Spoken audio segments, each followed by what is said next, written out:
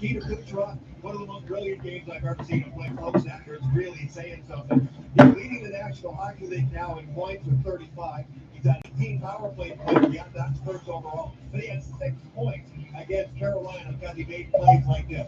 The biggest difference between this year is he's shooting the puck way more. He never used to even think about shooting the puck in certain areas of the What's going on? I am back. It has been a while. Joining here with you. It looks like Alec Nava is going to be joining me for this one. It's the Tampa Bay Lightning and the Colorado Avalanche at Ball Arena. So let's get into it. Here's the starting lineups. Head coached by John Cooper is the Tampa Bay Lightning. They are 10-6-5 on the season. It's Brayden Point, Brandon Hagel, Nikita Kucherov with Victor Hedman and Nick Pervix, Anthony Cirelli, Steven Stamkos, Michael Easton, Mikhail, Sergachev, and Eric Chernak, Nick Paul, Tanner Jeannot, Tyler Mott, Luke Goaltending, Cole Koepke, and Austin Watson, Calvin DeHaan, and Darren Reddish in the back end. And yes, the big cat, Andrei Vasilevskiy, will be making his second start of the season. He is back for good, and Tampa has looked good lately. Let's get in the Colorado Avalanche lineup, though, first. 14-6 on the season, head coached by Jared Bednar. Nathan MacKinnon was a game-time decision. He was ill this morning, but he is in the lineup. So it's MacKinnon, Nichushkin, and Mikko Rantanen with Devon Toews and Cale Makar, Ryan Johansson, Tomas Tatar, Jonathan Drouin, Bowen Byram, and Josh Manson. It's Ross Colton, Miles Wood, Logan O'Connor, Freddie Olofsson, Andrew Cogliano, and Joe Caravanta with Jack Johnson and Caleb Jones in the back-end defense, and Alexandar Georgiev draws in the lineup. Alec, I am looking forward to this one. It's been about a week for me as far as doing any of these games. How was the holiday treating you? How was everything, and what are you seeing in the NHL landscape? Hey, glad to have you back here, John. Been doing all right here myself. Nice Thanksgiving and watching a little movies. Next Goal Wins. That's the new movie I watched over this past weekend. Yeah, that's soccer film. But hey, if this game, it felt like it was just yesterday and we saw these two teams in the Stanley Cup final. And that's not too long ago. It's like, man, the memories going right back. And it feels this is a trip down to memory lane, just with a different goaltender for Colorado this time. Instead of Darcy Kemper, now Alexandar Georgiev. But let's not lie, they're still great teams. And Tampa's getting great at the right time on a 5-game point streak. And Steven Stamkos, a goal winning from 200 power play goals in his career. But Colorado, they're right behind Vegas in the West. I saw that as far as the Stamkos power play shutout. And again, Tampa's last game that they played, I know you could say up and down for Carolina, but we're used to seeing them dominate the regular season. I am not used to seeing the Carolina Hurricanes lose 8-2 in a hockey game, and that was because Tampa Bay put it on them. I mean, this is very unusual for Carolina to lose a game like that. I mean, 8-2. You would expect that this would not be the case for a normally defensively stout team. And perhaps if it weren't for the Boston Bruins, the Hurricanes were the best defense in the league. That is for sure. But that game, oh my goodness, giving up 8 goals on 15 shots Yes. and keeping Antti Ranta out there for all of them? Good Lord. Yeah, it was something I did not expect. And on the other side, I remember doing the Colorado Avalanche broadcast with you on the side between Cooper Hopkins, Seattle Kraken, and all that. And I remember I talked about it. We all mentioned it. Colorado had a recent stretch where they were shut out 3 of the last 5 games. Well, that doesn't seem like that's the case anymore, Alec, as you said. Colorado is really starting to push things, and they look good. And they have looked very good as of late, erasing the painful memories from that cold skid and turning it on the right moments and to push ahead of Dallas in the Central Division race. We all know how great Dallas can be. I covered the Stars and their overtime loss to the Vegas Golden Knights last Wednesday, 2-1 to score on a Jack Eichel rebound chance on a fake. But Colorado, they're coming right back at Vegas. Vegas kind of slowing down for a moment, but they seem to have recovered for a bit. Yes, they have. And it's going to be a lot of fun to watch this matchup again. As Alex said, the memories. This was a couple seasons ago watching these two teams in the Stanley Cup Finals. And hopefully I get a chance to cover both of these games. It's the first meeting of the season between these two. Obviously, they're in opposite conferences, but I felt this is a heck of a way to reintroduce myself after being off for a week on this side, just to see what these teams are going to do. Hell, tomorrow's matchup is going to be really good because that's more recent memories in the Florida Panthers and the Toronto Maple Leafs tomorrow. And I remember covering these two in Game 4 when Toronto forced that Game 5 down 3-0 in a series. You remember about the chance of we want Florida. Yeah. Toronto got Florida in that playoff series. Sometimes it's best not to go ahead and make those chants. Don't get too ahead of yourself because even though Florida may have looked like the weaker team on paper at that time, you cannot underestimate the hunger of a team. These two teams are going in opposite directions last we saw them. Toronto, they've been up and down. And Florida, their Stanley Cup final run may have been a taste of what was to come this season. I think you're right, Alec, because again, you looked at it from the off season and some of the injuries, right? It was Aaron Ekblad and Brandon Montour. You knew they were going to miss the big pieces. And kind of like Tampa, they had to maintain a little bit just to see if they could stay in the race. Well, they've done more than that. And again, Matthew Tkachuk has culminated into an absolute superstar. I'll put him in that category. Whether it's too soon for some, I'm not going to say that, Alec. From what I saw in the postseason and everything else, and even hell, for Paul Maurice, you were kind of wondering, is he the guy behind the bench to be able to get the job done? It certainly looks like that for the Florida Panthers. For sure. He looked like the guy behind the bench, and then some. And there was all the talk about him yelling at his players for a lack of effort midway through last season. Well, that has been at the distant memory side now with how they're going with. They're right behind Boston in the Atlantic Division race. Even though they lost the first 2 games against them, they can still hang with them. Yes, they can. So this one's going to be a lot of fun. We should be getting set for puck drops. So I think the way we'll do this is we'll split the first and the second. I'll take the first. I'll take the second. We might split the third in its entirety. But we are underway here in Ball Arena in Denver, Colorado. I've been excited for this one for a while. Anytime you see this, it is an immediate icing. So it'll be an opportunity for these two teams to get going here in just a moment. But the Lightning and the Avalanche, I don't care how many times we see this matchup, I don't think I can ever get enough of it, Alec. It's like Thanksgiving. You just load the plate. It just, the gift that keeps on giving. You just want more of it. Like, it's not that nice turkey, or if we can go on John Madden's terms, the turducken. The turducken, yes. Stamkos wins the draw, and this will go near the right side dot and sent back for the Cirelli and Maroon. Now, Josh Manson trying to plug away with a couple of stick checks near the right side red line, and the Avalanche. We'll go ahead and push this the other way with big Victor Hedman makes a blind back pass. It gets turned over. It's going to allow the Avalanche to just chop it into the left side of the red line. Recollected by O'Connor. We'll look for a screen. This one goes a little bit wide for Wood. They're jamming away at it, but Michael Eastman has it now. He'll take a long flip. This will be a glove down by Devon Toews. Toews now will settle it back down and gain the entry, and he'll just intentionally shovel this wide for Valeri Nichushkin, former Dallas Star. Again, he's been excellent since he's been a member of the Colorado Avalanche. Joe Sakic always seems to make the right moves. Turn, and a nice stop with a stick for Vasilevskiy. Nichushkin was wide open there. That could have been easily a 1-goal lead. And now sent back around. Brandon Hagel. Somebody lost a stick back there and wanted a penalty.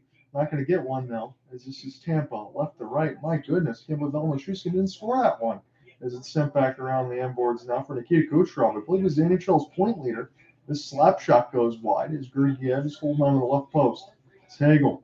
And this will be flipped back around again for Nikita. Nikita now on the right side boards. And the high slot Tampa patient. This gets blocked off the skate of Devon Toews.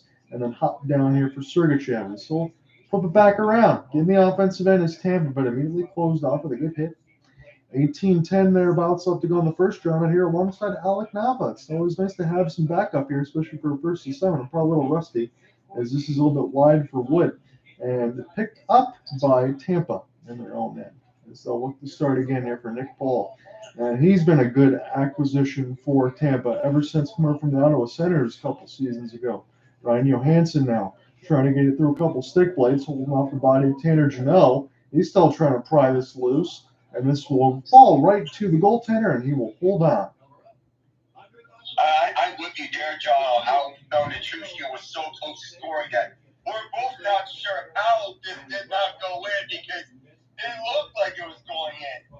A familiar face for the Lightning now with the Avalanche scored a similar-looking goal to that, and they showed that over the pregame. Ross Colton scored a similar-looking goal Game 5 against Montreal in the Stanley Cup Final. That was the that game looked very similar to that play.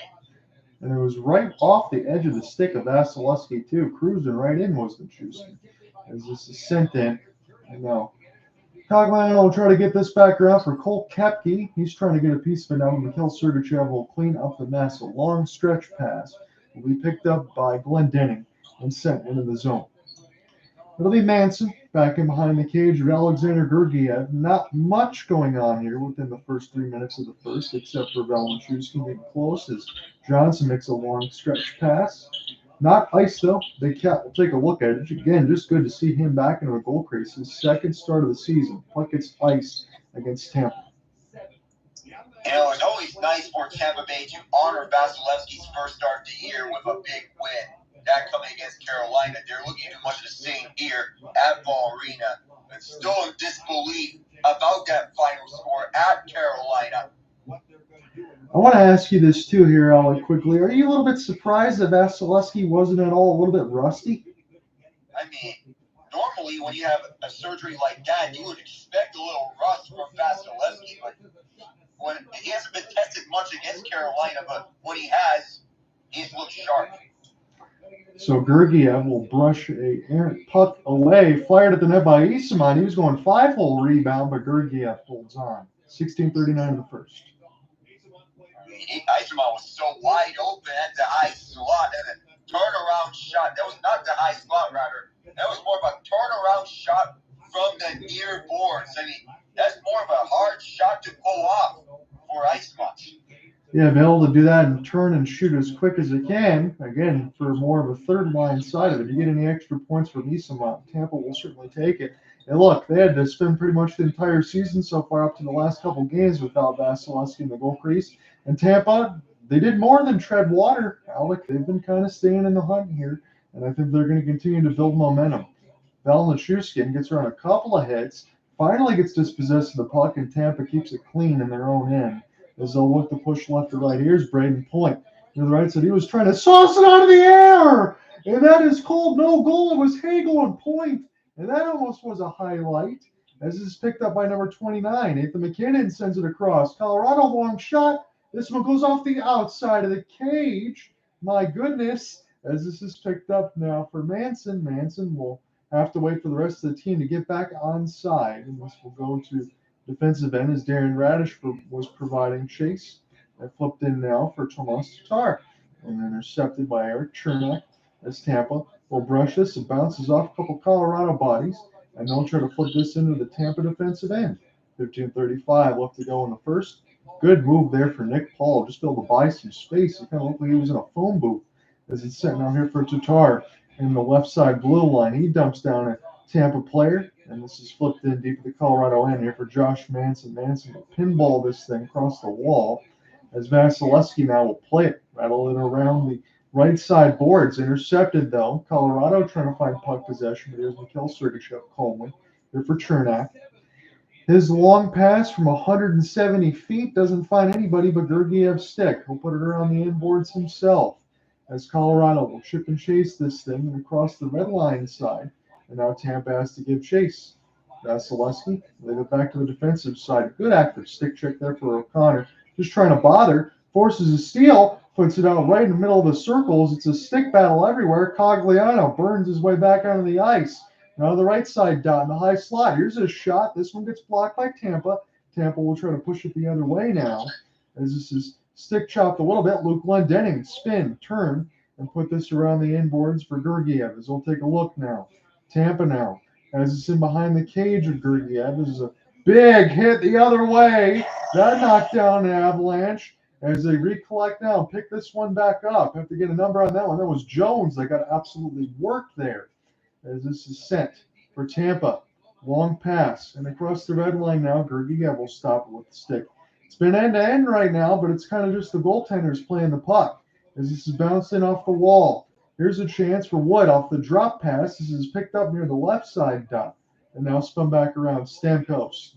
Off his backhand. He tried to clear it out. He can't. This is near the right side wall. Colorado trying to get this Stamkos given chase. Working in behind for Victor Hedman, but it's very contested.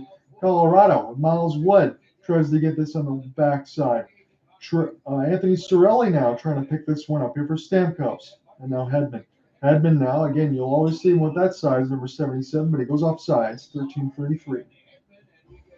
How many times do we have to see these two teams end to end before everyone is going to be convinced that these are two of the best teams in hockey? I mean, when you look at these two, they already had their best scoring chance thus far in this game, the Nichushkin on one end, and then you have the Lightning on the other side on a rebound. But then you have Caleb Jones, who's in for Sam Girard, who's taking his time away from Colorado because he's on the player assistance program, a joint program between the NHL and NHLPA. He got rocked there that time. Big hits. Yeah, I'm agreeing with you, Alec, on this side again. I'm just happy to get back into this, but watching these two teams, it certainly does my heart good to see these two teams play at the level I think we're going to be seeing right now, because I'm right there with you. Regardless of whether or not Tampa or Colorado can win a cup this year, I would expect to see them probably in the final 4 to 8, wouldn't you? Yeah, that would be the expectation that to see these two teams. Last year for Tampa Bay, you could say that may have been the price of having to play so much hockey over the last decade plus. This year, we expected the Lightning could get back there as one of the many teams to return to the Eastern Conference Final, but they do have a lot of competition with them. Would it be the Bruins or the Panthers in the Atlantic Division, or should the Lightning fish as a wild card and play a Metro Division team? He'll go up against teams like the Rangers, Hurricanes, and the Devils, who can't recover from their slump right now. There's still enough time for the Devils to recover, but Tampa, they have a lot of competition this year. Colorado, the same Colorado that we know. I think so, and I think you're right, though, with Tampa on that side. There is a lot of work to do in the East. I think for Colorado, it's probably a little bit easier. I know they play in the Central, but, I mean, think about the amount of teams that are in the Pacific that are kind of in the basement, Alec. It's been a little brutal, to be honest. I mean, it truly is, especially the rise of Vancouver. We're getting a replay of the Hagel almost goal. That was a baseball bat. So now back pass. This is going to be really nice here for Point, but he missed the net somehow as this is picked up now. The Chernak will race around the end boards now as Point just had a wrister, but he just missed it. Point now on the right side red line trying to pick this up off the forehand. It will be Chernak one more time. We'll drop this one back. Chernak now will try to work his way to the net. Kucherov with a wrister. And this is held by Georgiev. He was shooting near the right side down, Alec. That's where he likes to do his business. That's his office, John. That's where he gets most of his shots off. He likes that spot. He would love to get one from here. Georgiev tested early. Are you surprised at all that Kucherov is the NHL point leader? Because I always sing his praises, but man, I think he might even be undervalued to me. I mean, with everyone talking about Matthew Tkachuk, it makes us all forget how great of a player Nikita Kucherov is. Franchise caliber winger, and he's still showing it with his crafty assists and crafty goals. I think that's well said. Man, that was a blister of a wrist shot. That one just went wide. I don't think Georgiev would have got a stick on it. Here's a 2-on-1. Here's a shot. Scores! Avalanche take it the other way. And just like that, they have the lead. Someone may have blown a tire on the Lightning sense for it not to cause a 2-on-1. People believe it's Ryan Johansson, the ex-Predator, and Victor Hedman. Yep, he blew a tire, could not catch it to the plane. An uncharacteristic mistake from Hedman in blowing a tire. And he was slipping on the ice. You rarely see Hedman do a mistake like that. No. And it left Nick Perbix on his own trying to defend a 2-on-1. He's not the same level that Hedman is. And what do you expect? Goal. Just underneath the pad of Vasilevskiy. It looked like he partially got a piece of that, but not enough. And Ryan Johansson gets the first goal of the game here as the Avalanche take the lead. You're talking about the extras trying to get it done for the Avalanche. They did not have that in the playoffs, and now they're getting some secondary goal scoring. That's kind of why Colorado is where they are right now. It can't just be Nathan MacKinnon and Cale Makar.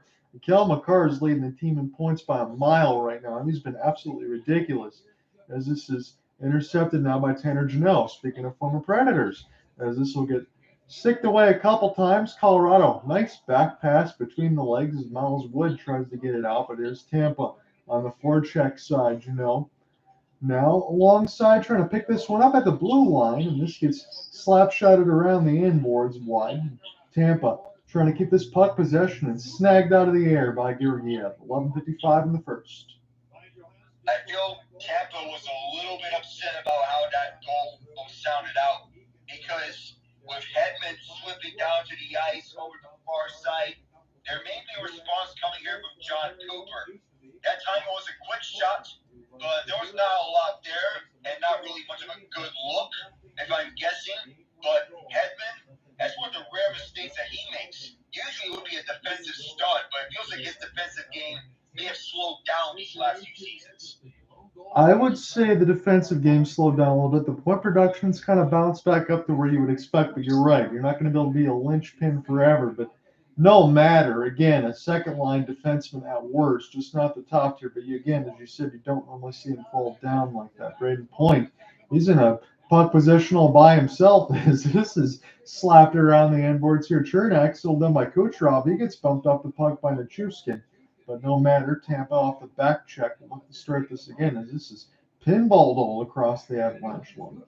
And now Chernak will send this here for Nikita, and I'll flip it back to the defenseman. As Tampa look to start again with John Cooper's squad. They've just conceded a goal. Ryan Johansson makes it 1-0 Colorado. As this is bounced in off a stick chop by Brayden Point. And now here come the Avalanche right to left there at home. Ball arena drawn here alongside Alexandar. As this could be turned over, but picked up by the defense and slapped back down. As this is just a pinball and puck. This will go right back in the defensive end again. Cale Makar is going to try to spring Andrew Cogliano over a long shot. Vasilevskiy says no. Hits it away 5-hole. And now this will be an opportunity here for Sergachev off the back pass and a long flip. Big glove back down by Colorado as they'll look to start again. Johnson trying to get a couple stick chops in as this is right in between the neutral zone right now at the fourth line of Watson and Cole Koepke. Johnson gets it from his defensive partner, gains the red line, and fires it in off the slap shot. As this will be near the right side boards, Colorado had a piece of it for a moment. Still trying to find some puck possession in behind the cage of the Big Cat. But here's Tampa, slowly off the window. As this is a nice interception here for Jones. This could spring Colorado right down the middle of the ice. Went out the backhand. He gets denied by the Big Cat. Colorado will lose it as Tampa pushes it the other way near the right wing side, and that goes off the right pad of Georgiev. And Stamkos had a bit. And now this will be Anthony Cirelli as this is picked up now by Colorado. They'll rush this down the end again. Be a race for the puck. This is not blown dead. It'll be Victor Hedman with a blind back pass. And Tampa try to go left to right. Perbix, good pinball pass. Wide open near the right wing side, and the shot gets blocked, goes up in the air, not a play. 9:43 in the first. We go to commercial break. I know Tampa, we talked about a little bit of the feeling that they're upset about that goal. And it feels like they responded with some good looks. Miles would have one of his own though on a little breakaway as we slid right past one of the Lightning defenders. You know about how good the Lightning were defensively in their cup-winning years? Well, 3 years removed, or 3 years removed officially, from their last Stanley Cup. And, of course, there's going to be a decline here when you have your cup-winning years on your heyday. You're going to get more top-heavy. Tampa had to experience this. Now Colorado experienced this. Both teams had to adjust, and they're adjusting good to it. Yes, they are. Again, as Alec, I know you said this before, but you hit the nail on the head. That's the price you got to pay when you get into long-term runs in the Stanley Cup playoffs. Again, Julian Breezewoff, formerly Steve Eisman on that side, now at Detroit, and Joe Sakic with the Colorado Avalanche. And if you're going to give me GMs, Alec, and you'd be able to tell me to get the job done, I would put them both easily in the top 5 categories. And Breezewoff, Joe Sakic, now Chris McFarland. I would also put up, say, Kelly McCrimmon, previously George McPhee in this category with the Vegas Golden Knights of how good that team has been assembled with the mantra that they've been following through, winning it by any means necessary. And all the other great GMs have assembled Stanley Cup winning teams. You think of Jim Rutherford with the Penguins in his heyday. It's another good one on that side. And again, it's no question that when you have those good GMs and then you go ahead and bring the talent in that kind of fits the system. I mean, look, we said it with Vegas last year. It wasn't about those big splashes. It was about pieces that were going to be able to fit in and be complementary. And again, you've had that for Tampa. I mean, look, they've constructed their second, third, fourth line. How many times, Alec? About 3 times over the last 3 years, and they're still rolling. Yeah, Barkley, Goudreau, Blake Coleman, Nick Paul, all come to mind. And Tanner Jeannot. So 9:30, it'll be a power play upcoming here for the Tampa Bay Lightning. And again, I'll get a chance to take a look at who the penalty is going to be on as far as the name. But Tampa is going to have the first extra man of the game here. They're down 1. It's a 6-on-5 and full as Sergachev's back pass. This gets picked off, and we'll see who's going to be the guilty party. I believe this is going to be Bowen Byron heading to the box as we get the official call from our guy. Slash. Yeah, you got that. Bowen Byram for a slash, and it's going to be a power play opportunity for Tampa. Again, for me, I don't have to be a coach, and Alec doesn't have to be on this side to tell you what we're going to see. You're going to see Nikita Kucherov near the right side dot try to get fed one-timers, maybe Steven Stamkos on the left side dot doing the same thing. But the one thing that we're looking at is the stats that we pointed out beforehand. Steven Stamkos 1 goal away from reaching 200 power play markers. Could this be the one? We shall see. It very well could, because both of these power plays can be absolutely lethal. Sometimes you can take the numbers of the personnel and throw them right out the window because the players are elite. So we'll see what Tampa can do. Georgiev now. Slow clear around the end boards. It's Tatar trying to get a piece of it. Nikita Kucherov as this goes in off the window. Nick Paul giving chase as Devon Toews plays this off the backhand. Got to be very careful here. Colorado might have something shorthanded. And this is knocked away for Hedman. Loose right in front. And that was an opportunity that got stopped by Vasilevskiy. And that was almost another opportunity for Colorado. This time it has been shorthanded. It was Mikko Rantanem. And this is picked up for Colorado now in Tampa. Tampa on the offensive end. Stamkos gives it a shot. And this goes near the right side pad of Georgiev. Can Tampa keep this in with Hedman? As this is put around the window for the right side wall for Kucherov. Kucherov patient. He's looking and hesitating right now near the right side dot, trying to buy space. Here's a one-timer. And that one just gets saved for point. Here's Hedman with a bomb. Kucherov tries to get a piece of it now and settle back down. But I did not expect Colorado almost scored shorthanded, Alec. Not once, but twice. As this is Tampa off the drop pass for Mikhail Sergachev as they'll look to get started again on their first power play. It's been pretty eventful here on the power play from both sides as it's Anthony Cirelli near the right side dot. Sergachev will send this cross crease, get it back in the high slot, tried to ride the blue line down the right side wall. Tampa patient in the left side faceoff dot. Sergachev faked the slapper, sent it into the traffic, picked up by Colorado. They'll be content to flip this one down off the boards as Vasilevskiy will stop the puck. Tampa's got time for one more rush, but it's about 10 seconds left to go on their power play. So Mikhail Sergachev off the drop pass. Here's an opportunity now. Nice chip and chase off the window. It's Tampa with Brandon Hagel. His pass can't hold the blue line. And Tampa's power play isn't fruitful as Colorado returns to full strength. 7:10 left to go in this first. It's a 1-0 lead for the Avalanche, courtesy of Ryan Johansson. Joining me with you alongside Alec Nava. This is my return for play-by-play for a little bit on the NHL side, and it's been a good one to watch these two teams play. Always look fun with that. Nathan MacKinnon, number 29, giving chase as this is sent back in off the stanchion.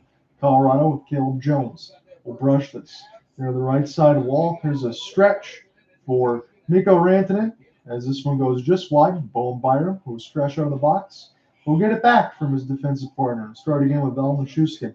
Here's a shovel pass for the Moose as they try to get near the left side of the red line. Eric Chernak loses it as it pinballs a couple of times.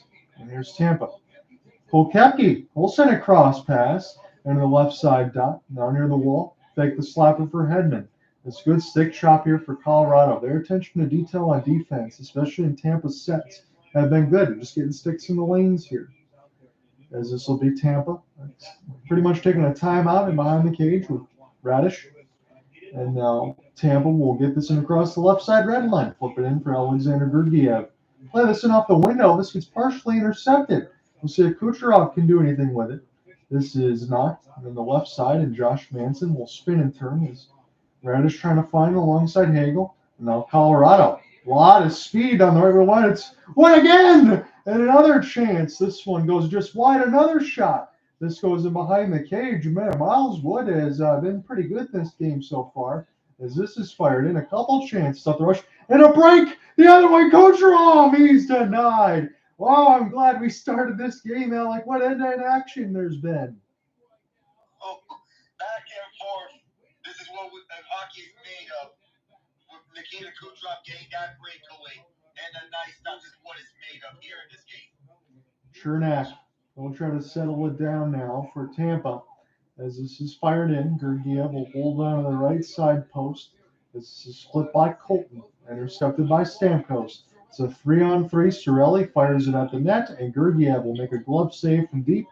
4:59 in the first. 8 shots to 8 apiece. We go to commercial break. Let's all catch our breath. That was not an eventful power play by the Bolts by any means, considering they gave up 2 shorthanded shots, but they almost made up for that with Nikita Kucherov breakaway chance. Almost made up for that, and almost was the goal. Georgiev, he was locked in as he has been. We talked about how his numbers haven't been that he is better than what his numbers say. So far, he's backing up that case. Yeah, because his goals against, Alec, as you talk about, 295, that's decent. But his save percentage at 892 is what they got to bump up. And as from what we've seen in this game, he certainly signed to fit the bill here for what Colorado needs. Certainly has been. With what he's putting up, going up against one of the best teams in the league, he's looking like the goaltender that Colorado brought him in to be. Having his first look as a legitimate #1 netminder, and he has proved himself for these 2 years. Yeah, he has. Because, again, you talk about on the side of it, as we mentioned, Pavel Francois's injury rehab for the season. They say his time might be done in Colorado on that end. So you have Prosvetov on that side and Georgiev. And Georgiev, I'm not going to say he's got a ton on his plate, Alec, but we know that he's got to be the #1 goaltender. We know how good Colorado is. But for as good as their offense and their defensive pieces can be, and they're elite, it's still important. As you mentioned, Georgiev continues to bump those numbers up. It's important to give him as much looks as possible because if we remember correctly, he was been utilized a lot last season as the #1 netminder. It was the right place to go to, considering that he has been very reliable as a goaltender for the Avalanche. Perhaps with the Rangers, with the defenses that he had in front, this was before the Peter Laviolette hiring. And before Laviolette, the defense has been on and off. Great offensively, on and off defensively. Yeah, and again, we talked about Peter Laviolette on that side and the hire, and I think that was a slam dunk on the side of what they needed to do, but New York has been an absolute train. They've not been able to be stopped here. Mikey Eastman, as we get back underneath the action, as this is 2-on-2, dumped in by Anthony Cirelli. Again, I looked at Cirelli's numbers before prepping for this game, and they're quite low considering what I think he can be. He's usually a really good two-way forward. Make sure I give you that on this side. So for Anthony Cirelli, just 2 goals, 6 assists, 8 points, and a -4. I think he's a much better player than that. Considering that he plays on the second line these days after everything that transpired, do we have a delay of game penalty on Cale Makar at the end of this? But Cirelli, he's normally better than what he's putting up this season.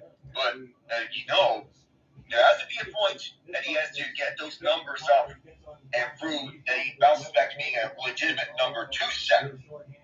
I'm right there with you on that side. Thank you for throwing the call out there for Cale Makar, because honestly, I didn't even see it. So Cale Makar, delay a game. There'll be a second power play for Tampa. And as Alex said, a little bit uneventful. Not uneventful as far as calling it as announcing, but for Tampa, they give up a couple shorthanded chances, and they don't want to continue to do that. Although the Nikita Kucherov break almost turned the fortunes completely. We'll see what Tampa can do again. As it's near the red line side, Kucherov lost it for a moment, and now it's Victor Hedman. Full spin, try to dump this in off the backhand, and right now, Alec, they can't seem to find an entry here. As Hedman slow to track this puck, it looks like everyone else is going to take a change for John Cooper's squad. and they'll start. But, I mean, they haven't even gotten started in the offensive end. They're going to throw this backwards again. Brayden Point finally gets an offensive zone entry. Now Point gets stick chopped away nicely by Devon Toews. Josh Manson will try to race this ahead. Second on the power play is Tampa, and fifth on the penalty kill is Colorado. So again, we mentioned elite numbers on both sides. Both teams are doing it, but right now it seems like Tampa's really struggling here on the power play. This is off a drop. Again, 1 minute left to go in their second power play. They don't even have an entry, let alone a shot in the second one, as this is Georgiev high in off the glass, and that's a perfect clear by a goaltender. You don't see that very often. 45 seconds now left to go in Tampa's power play. They've done nothing right now in the second shots. This is a back pass. Sergachev trying to give this to the forwards here, see if Tampa can find it. As this is finally gained the zone for Hagel. Anthony Cirelli in between the legs. Eyssimont looking for a tip, big rebound.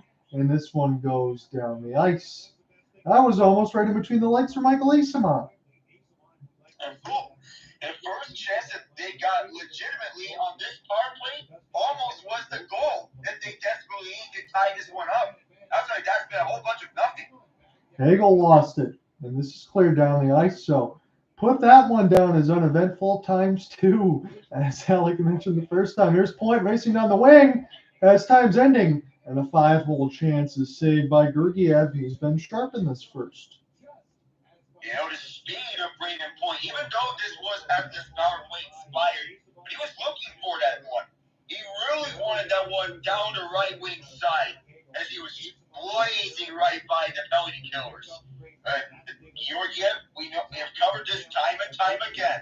He stayed with Point the entire way, unfazed by the speed that he's bringing on, and calmly stopped it. And I know you've covered Tampa more currently than I have, Alec, on this, but again, it's good to see him healthy and have that speed, because a couple of years ago when these teams met in the Stanley Cup Finals, this gets ice. Point wasn't even available. I think he had one game, and that was pretty much it, but you could tell he was hurting. Yeah, he was visibly hurt when he came back in time for the Stanley Cup Final. He clearly wasn't at 100%. With the series that the Lightning won in the 2 rounds before the Stanley Cup Final, they didn't even have him. Right. And it's completely different, as you said, because Brayden Point, yes, you can put him in the superstar category. He's going up against another one, Nathan MacKinnon. And MacKinnon wins the drawback. And speaking of superstars, he wins it right back to Cale Makar as this one gets flipped from the players' bench. 2:17 left to go in the first frame. I want to take a look into the Allentown scoreboard, and I want to just take a moment, and if you want to wash your eyes and look at these scores, you don't start to see that the Bruins and the Rangers, the two top teams in the Eastern Conference, they lost to the Blue Jackets and Sabres. We're going to cover that more in the first intermission, but I was going to pretty much ask you that the same way, and you absolutely nailed it, Alan. You had another icing, but I couldn't believe my eyes. I had to go ahead and readjust my glasses and clean them off because I could have swore I was looking at that wrong. I mean, to not only lose, but 5-2 and 5-1. I mean, this feels like the type of losses that in which you're questioning if you're living in an alternate reality. Because this feels like there's no sense to it. But then again, anything can happen. Is that 3 straight losses now for the Bruins? I mean, they've been a bit of a rut here, and including that loss to the New York Rangers right before Red Hot Hockey, another save by Georgiev in the meantime. But it feels like the Rangers, they may have gone a little pink about what the Bruins are, and teams may be starting to figure out what the Bruins' weaknesses may be. That would be interesting, because when you're thinking about guys like Matthew Poltra and some of the other ones they have, I heard people talk about that and say, maybe we kind of know how to guard them now, what to work with. As Valeri Nichushkin try to get into the left side of one. Good cancel off defense there for Chernak. We'll send this back around there and boards for Sergachev. Got about 1:45 left to go in this first frame. This will be a long pass, almost springing it right down the middle. And this will be recollected now. Good half spin for Mikhail Eyssimont. He's played pretty good so far in this game. As this is the moose off a one-on-one. Let's see what he can do here. Stutter step, spin. He's going to get this near the right side blue line. He buys the time for Devon Toews to gain the entry. As this is picked up now for Anthony Cirelli. And now in behind the cage, Vasilevskiy. And the butterfly in the left side post is it's Stamkos. He'll settle it back down. Put it in his own end as Tampa will look to get started left to right. Don't have much time. There's going to be some full cell changes here for John Cooper's squad.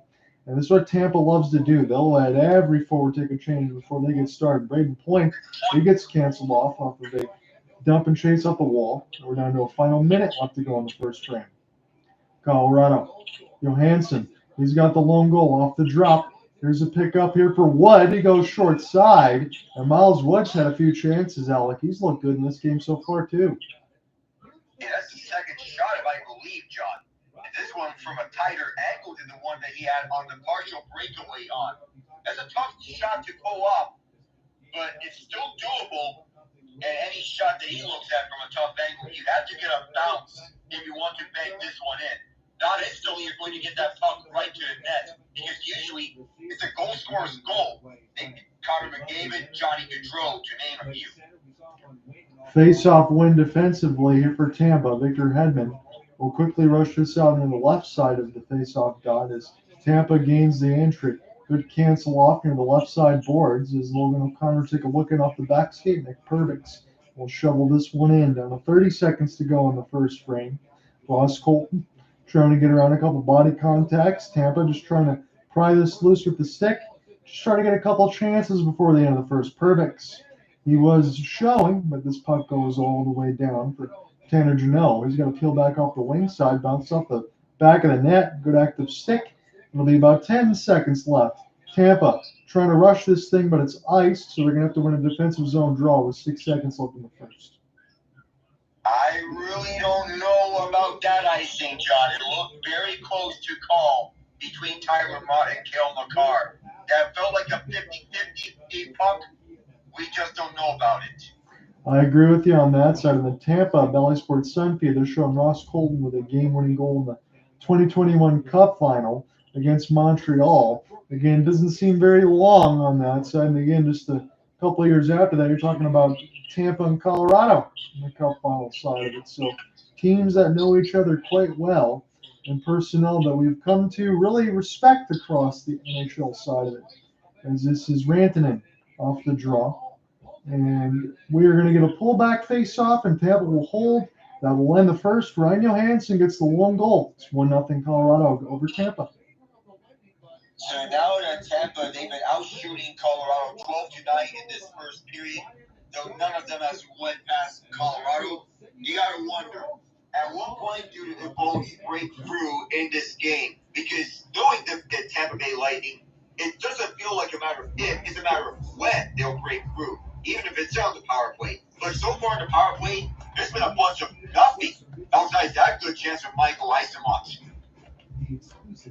No, it's something that they're definitely going to want to work on that side. Again, the entries, let alone in that second power play, I mean, they were just absolutely non-existent. They were not sharp. And as you mentioned at the 7-12 mark, Victor Hedman fell down, and it led to a 2-on-1. And Ryan Johansson pretty much said, I'll take this myself. It was a low blocker side shot. Bassey got a piece of it. He didn't get all of it. And after one, Colorado's got the lead over the Bolts. So, again, you mentioned the out-of-town scoreboard, and I will follow up anything you want to go through. But do you want to break down Boston's loss and the Rangers' loss to begin? Oh, let's put it like this between the Bruins and the Blue Jackets. The Blue Jackets scored the first 4 goals of this game. And the Bruins didn't score until right around midway through the third, down 4-0. That's who, Matt Poitras, and then Johnny Beecher with the other goal for Boston. The 2 rookies, that is.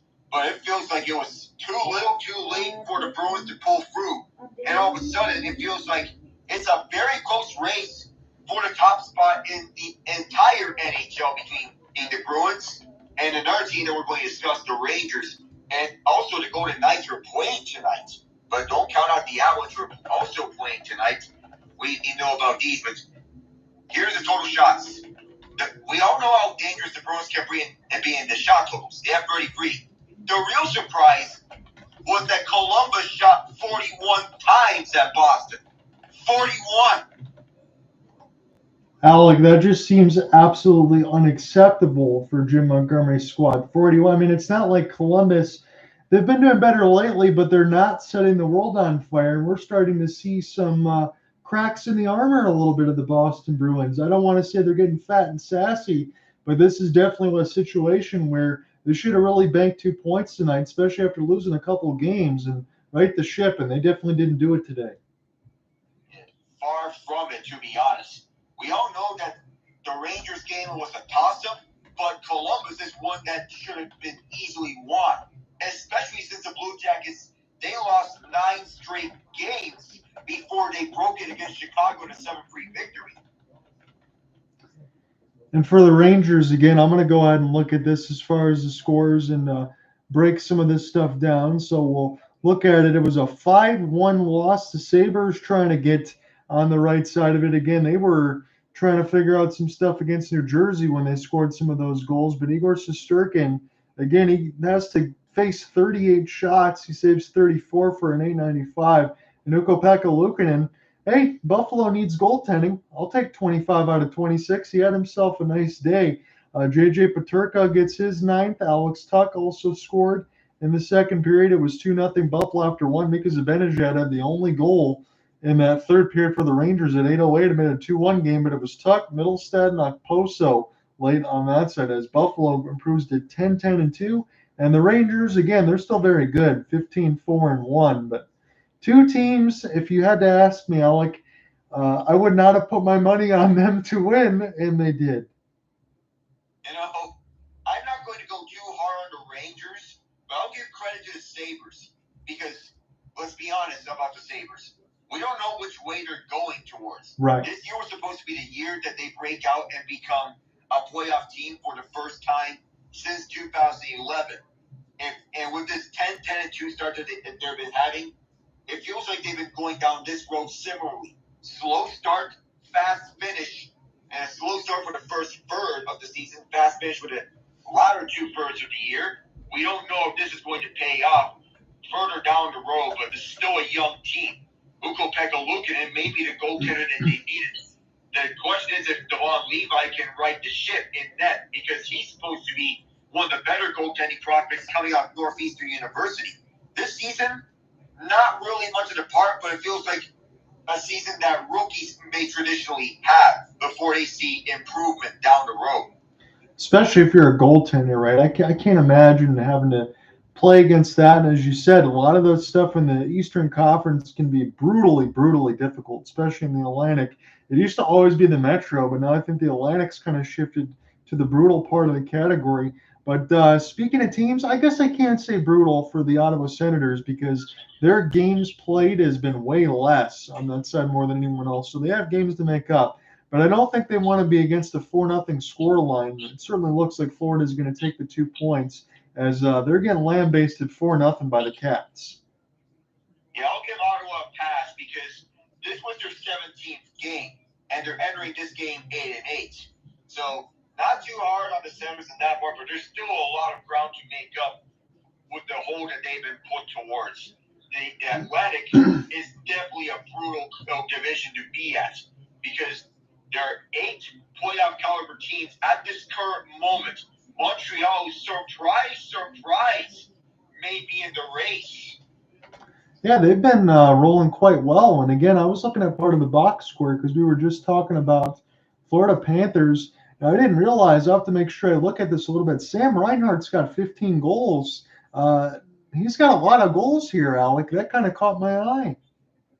Yeah. Bird liner that doesn't play like a bird liner would normally do.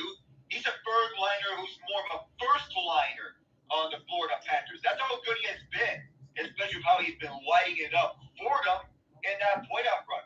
Had an overtime winner game 3 against Toronto to put them up 3-0 in that series. He scored twice, both on the power play.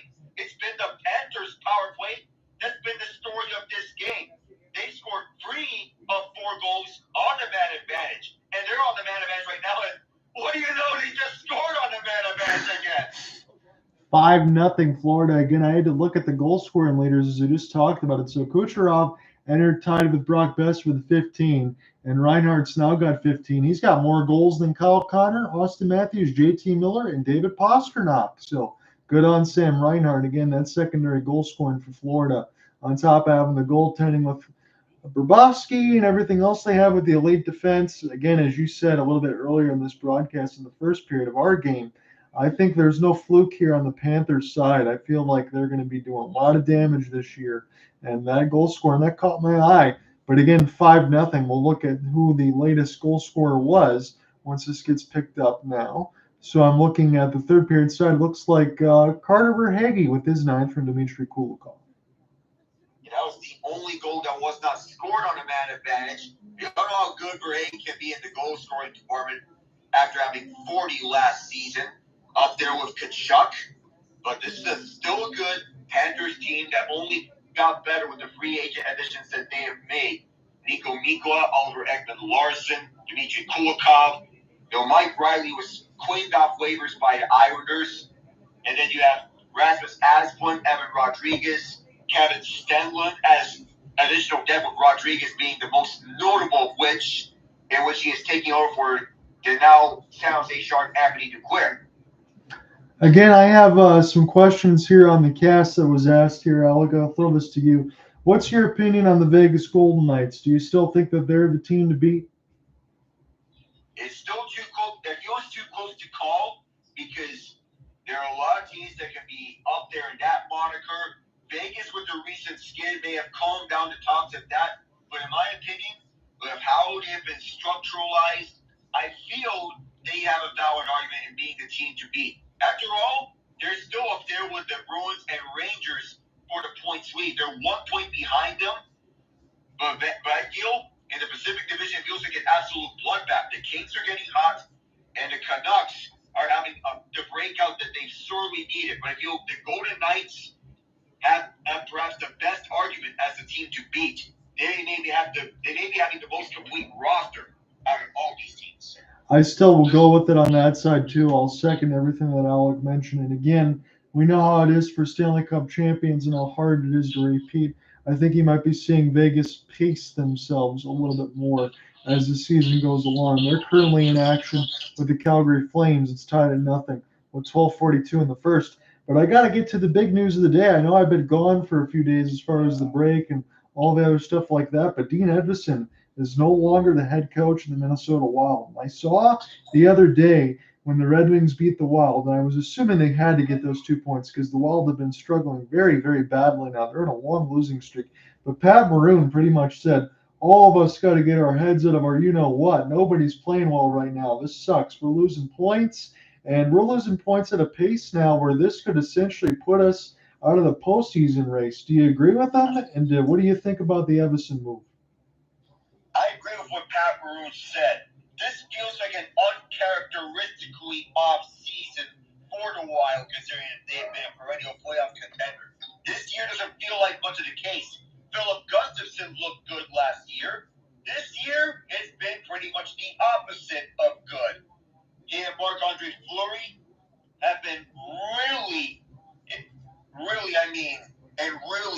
one of the worst goaltending tandems in the league. A sentence that I thought that I would never be saying entering the year because of Gustafson's breakout year.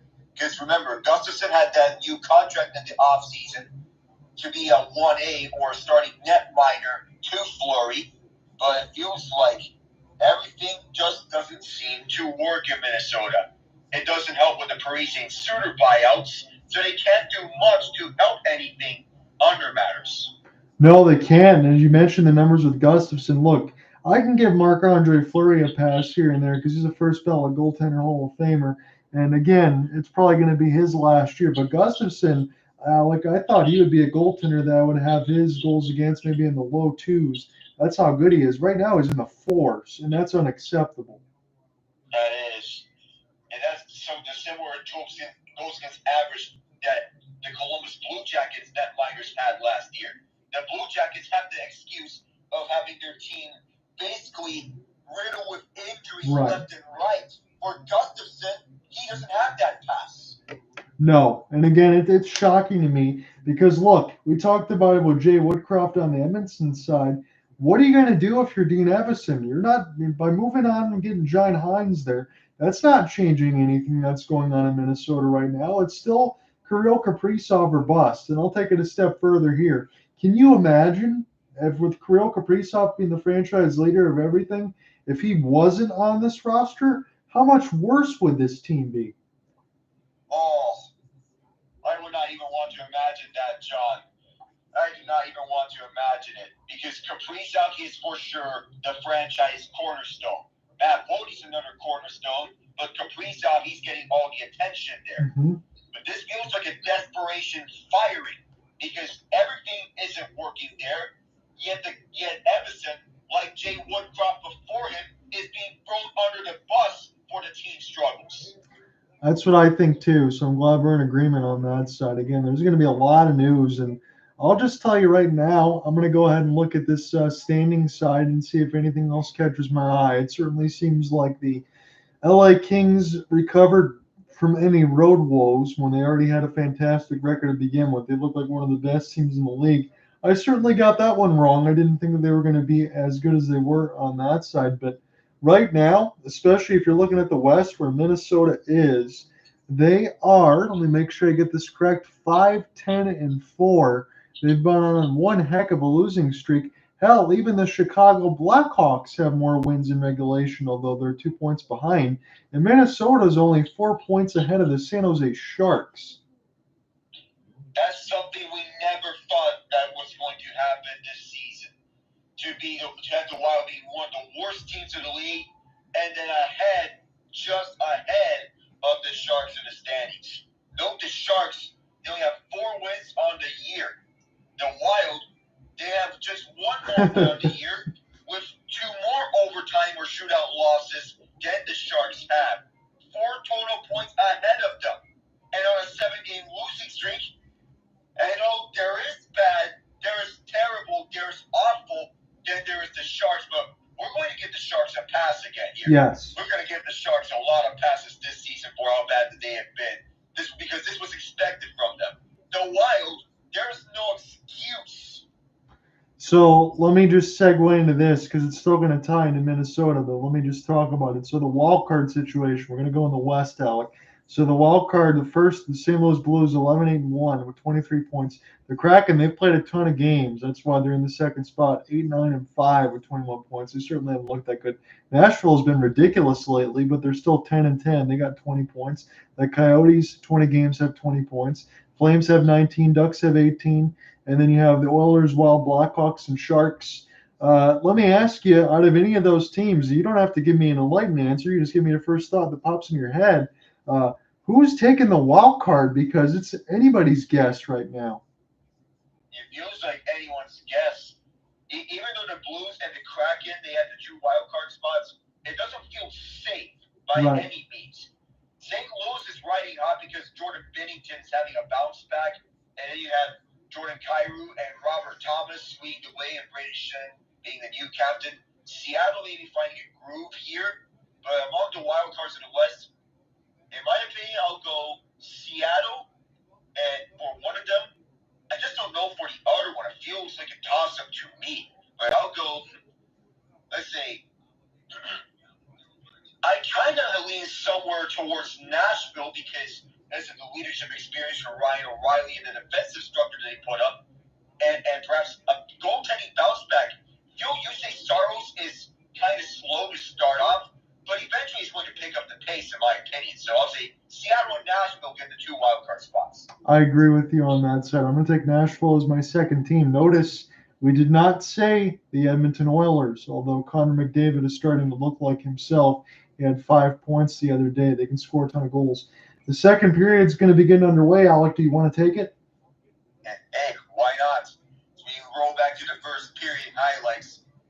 Really surprised about the Nichushkin and Hagel goals not going in, not for almost goals, John. Oh, yeah. It was highlight reel back and forth for most of this first period. It was end-to-end, east-to-west action. Michael Easemon had a tip there in front of Georgiev that was closed 5-hole. And the breakaway chances, as you said, this one we knew was going to be a lot of fun. I feel like you're going to call more goals than I did. I had just one in the second. I'm going to say you're going to call at least 3 of them. Hey, for you to get right back on here, to call your first goal in the first period, hey, welcome back, John. Thank you.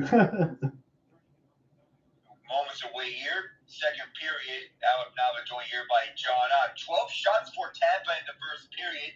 Georgiev turned all of them aside. The Big Cats stopped 7 of 8.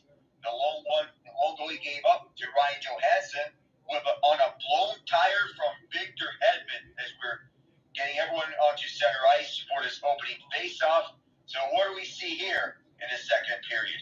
I think we're going to see more end-to-end action from these teams, Alec. I'm not going to go ahead and give you anything in Lightning because I feel like that's what we're going to get. These two teams are highly skilled. We're going to see the action go back and forth, and if I'm Georgiev and Vasilevskiy, better be ready to get a sweat on. For sure, John. These two teams, they've been well prepared heading into this matchup. This harkens back to the days where they faced off in the Stanley Cup final. Even though there were 2 blowouts in that game, every other game was a 1-goal game. Certainly felt like it was a competitive one, with 2 of them going to overtime. One of which it felt like it took a while for us to figure out if it went in or not. Oh, yeah. Again, admittedly on that side, it was a blown call by me, but it seemed like a blown call around the world as it was in the back of it for Nazem Kadri. That's an incredible moment there for the Avalanche.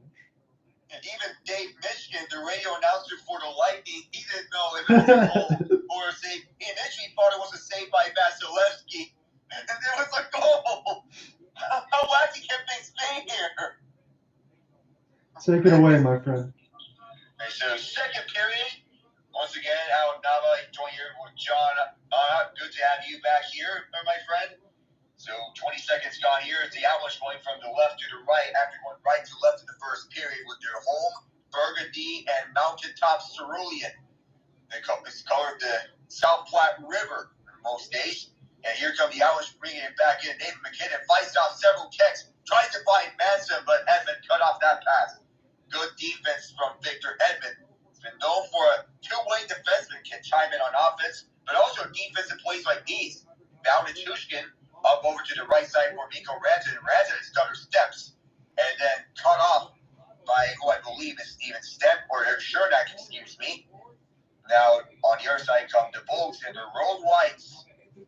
Backhanded through by Hedman over the bench side, but this gets cut off. And the Lightning try again on the entry. This puck goes slowly sliding over to the right side for Jeannot and collected by Kucherov. Bouncing puck off a stick. And this goes over to the near far side. And it slides right by one of the Bulls defensemen.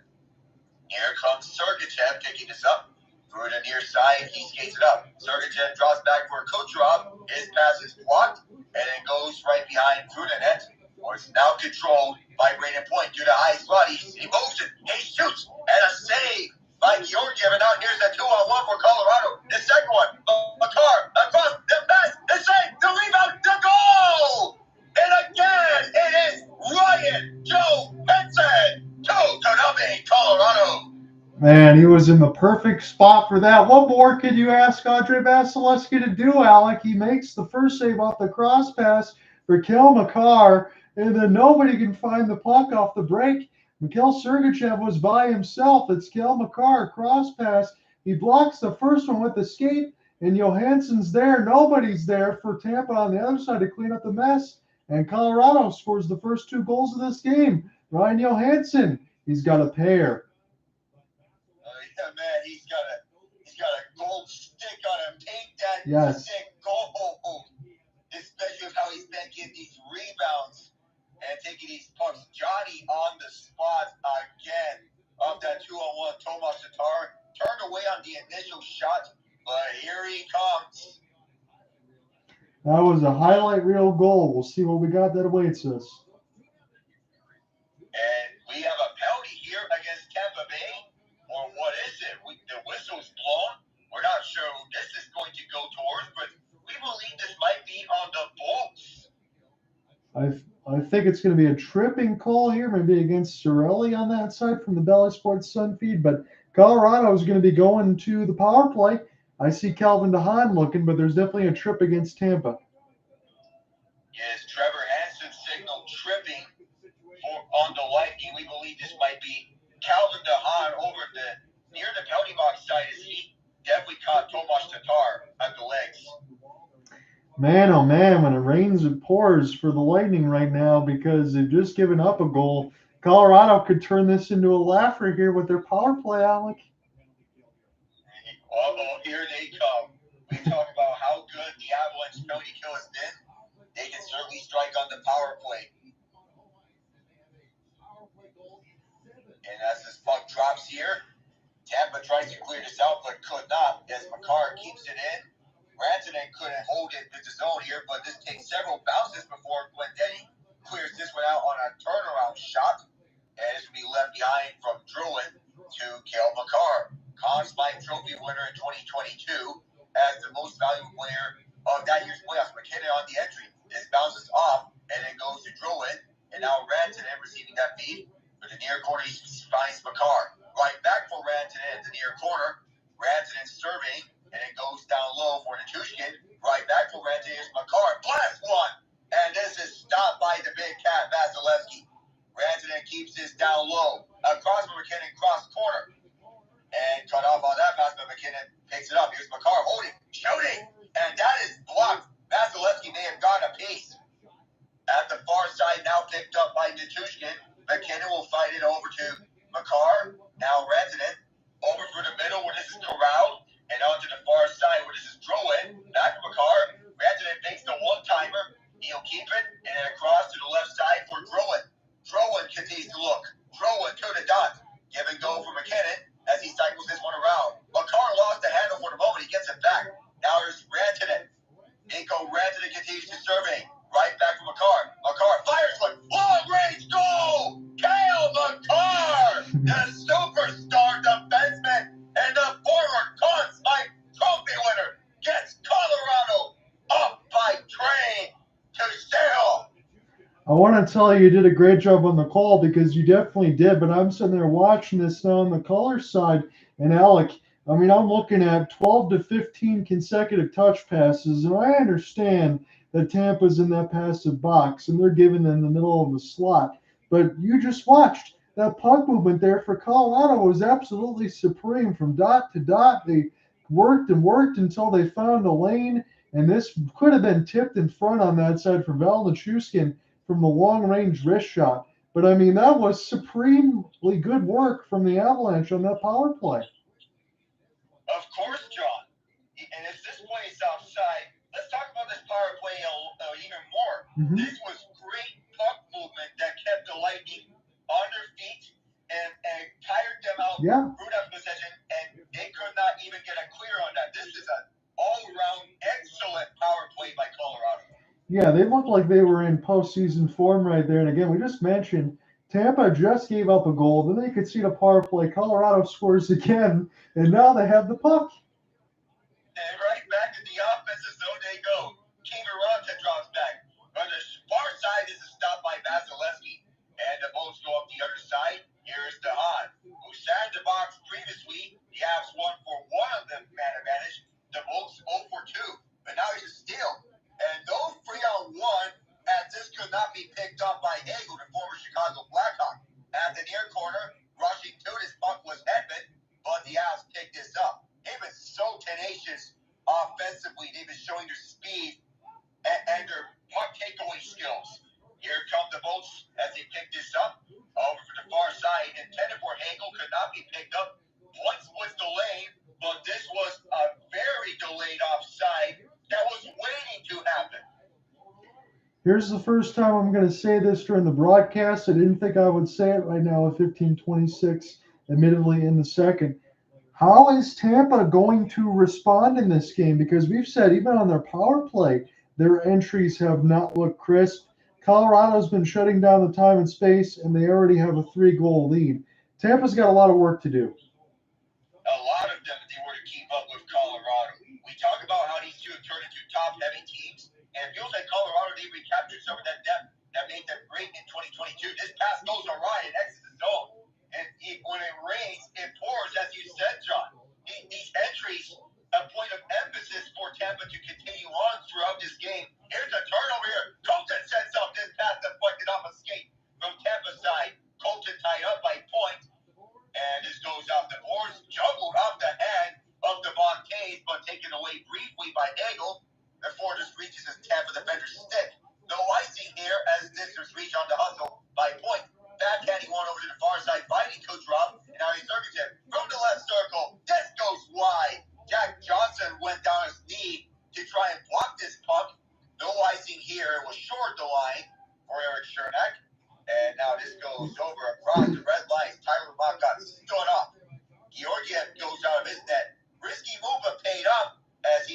Avalanche defender. Here's David MacKinnon on the far side. MacKinnon, drop pass for Rantanem. He gets cut off. Would have been a flashy play for MacKinnon if that continued on. Here's Cale Jones, kicked out by the Big Cats. And MacKinnon picks up this long rebound. Long pass for Jones. Jones fires again. And another save by Vasilevskiy as one of Tampa's defenders got knocked down. Another keep-in by Caleb Jones. His brother Seth will be proud. MacKinnon backhand pass. And Rantanem could not shoot this off. Josh Benson picks it up. Benson down low for Rantanem. Rantanem around for the force for Nichushkin. This has been overwhelming here. So much pressure to not enough. But Tampa can now exhale as this puck exits out to Colorado zone. Oh my goodness, this felt like a lot. But here comes the post the other side. Jeannot motion. Jeannot, she passed right in front. In the crease. Georgiev in trouble. This exits out to the right circle. Now here's Goaltending. Wrap around attempt. Could not be completed there as he turned it over to an Av. And this goes all the way down to Troen, the former Bolt. And this one exits the zone and all the way down to Tampa's end, or this is not ice deflected off the body. Darren Radish comes out in front and places out on a breakout for Jeannot to Isamon. Isamon fires. Save Georgiev. Rebound. Captain. Oh, he gets turned away by Georgiev. Calvin DeHaan picks it up. Nick Paul now. Paul fires from long range, and this goes to Georgiev's right. On the other side here is Colton. Ross Colton moves around defender. He'll chip and chase his own dump, but it's now picked up by Paul, one of the best bird liners in the league. And this gets sent down the ice. So not being icing as Makar gets there first, but fought off by who I believe was Isamont, but kept in by Tampa for the moment. They could not hold his own as Colorado poked it away. Stamkos drops right back for Hedman. Hedman on a long pass for Stamkos, but this gets brought in by Isamont. But that was an offside that was waiting to happen 8 minutes deep in the second period. We go to break. And Isamont, he's been one of the better Lightning players. Had a chance on the doorstep that was stopped by Georgiev, but as you see from the Bally Sports Sun feed, 2 more goals. Cale Makar gets the help there from the Nichushkin tip, 3-0 Avs. It was an answer that Tampa needed as a little bit of a pushback to get some traffic in front of Georgiev and get some shots. But again, as I've said, now you're in a situation, you're Tampa, you're down 3-0, and oh, by the way, you're still not stopping that fast break offense that they're featuring right now. So if they don't get the next goal in this game, if Tampa doesn't score the next goal, I think Colorado might be in a situation, and I like where it looks to me from what I'm watching, they might get 5 or 6. It feels that way. Perhaps the Uno reverse card to what Tampa pulled on Carolina, in which we thought it would be a competitive game given Carolina's history of excelling on defense. But Colorado, they're a fast and a mobile team. Sometimes the best defense is a fast defense that can break up opportunities at will with their sticks. Not the most physical defense per se, but still a very good and effective defense from Jared Bednar. No, that's what we're seeing. You nailed it on that side. Because when you have Devon Toews, Cale Makar, and Bowen Byram, they can use their elite foot speed and stick tricking to keep them out of the zone and deny the time and space rather than just lay the lumber. And that's what they're doing right now. And again, to take it a step further, this game, as I said, between the scoreline, this might feel like game 2 from a couple of years ago. Wasn't it when I believe it was 6-0 on that side? I might even be underselling a goal because I did call that game, but it was a little while ago. But the Avalanche completely skunked the Lightning in that game too. Oh, yeah. If this keeps up for Colorado's part, we may be getting a little throwback to that game. The 7-0 game. 7-0. It feels like an absolute laughter here in this second period, and we're not even done with this game. No, and it's really still fun to broadcast, Alec, not because I'm working with you on that side, but I mean, it's been an entertaining game, and I see the skill. It's really hard to match what the Colorado Avalanche can do. They really are the elite of the elite. They really have been through these past few years, and they're still proving that through this game. Tampa picks it up. Isamont tries to buy Cirelli in front. They couldn't get the shot away. Hedman kicks it in. The rebound. They score! Michael Isamont banks in the rebound. And there's the goal that Tampa's desperately needed. Isamont off the rebound from Hedman. Well, I said 3 to 4 goal calls for you. You already got 3. And wouldn't you know, did you have Michael Eyssimont on your bingo cards? I've been saying that I loved his game all day. He's Johnny on the spot on the rebound side of it. Cirelli wins a puck battle. That's what the two-way forwards can do. Fire it at the net. Eysimont's right there. He cleans up the mess. Tampa gets a badly needed goal. What a hard-working one that was. Yeah, he boosted his production with the Sharks last season before he was acquired by Tampa after he was claimed on waivers from Winnipeg. And for Eyssimont to get that goal, it's a hard-working goal. Plays a nice physical game with a nose to the net. This is what goal scorers tend to do. And for Eyssimont, that's a goal scorer's goal. Yeah, it was a really good one. And now maybe Jared Bednar is looking at something right now. I see him looking at the tablet. I don't see anything definitive yet. Right now, Eastmont's got his 5th of the season. I think they're challenging. They're going to challenge. Yes, they are. We're going to challenge and see what they got here. See if Tampa's goal's taken off the board. That would be a stomach punch if that happens. I don't know what they're really reviewing here, as everyone's getting to the sin bin to review this. Ryan Gibbons, CJ Murray are linesmen. Trevor Henson, Carter Sandlack are referees. But there's something that they want to point out here as a term of potential review. I don't know what they're going after. Maybe some goaltender interference or some offside. We don't know if this is offside. Oh, yeah, they're reviewing offside in the entry, but what we believe. I think Perbix on the bottom side of the screen that I got on the Tampa feed, Alec. I think he's the one to be called for offsides because Cirelli looks like he's got his skate blade in the air, but I don't think Perbix does. I'm not sure, though, but Perbix might be the guy. It might be Perbix. So we know that Cirelli is safe. Perbix is the man in question. If this goes reverse, that's a gut punch, as you said. I can't look at it any other way right now. And for Jared Bednar, again, that's why you have the coaching staff and the crew and the iPads. Again, I mean, if you go 20 years ago, you're not even worried about things like this. But for Tampa, they had to work really hard to get that goal. And again, as we said, to see this immediately, possibly, it looks like this more likely will be called back than not from the angles that we've gotten. We'll let you get the definitive one. But again, as we said, for Tampa, for them to work so hard to this possibly get denied, this might be a situation where this could be the game, honestly. It feels like it because, Tampa, they've been falling behind through this game, and they really badly needed this goal. If they get this goal back, that definitely feels like a gut punch because that could be the game.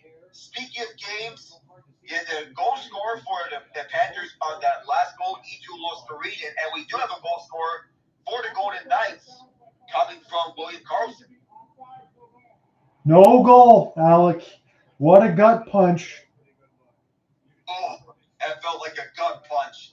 Definitely, John.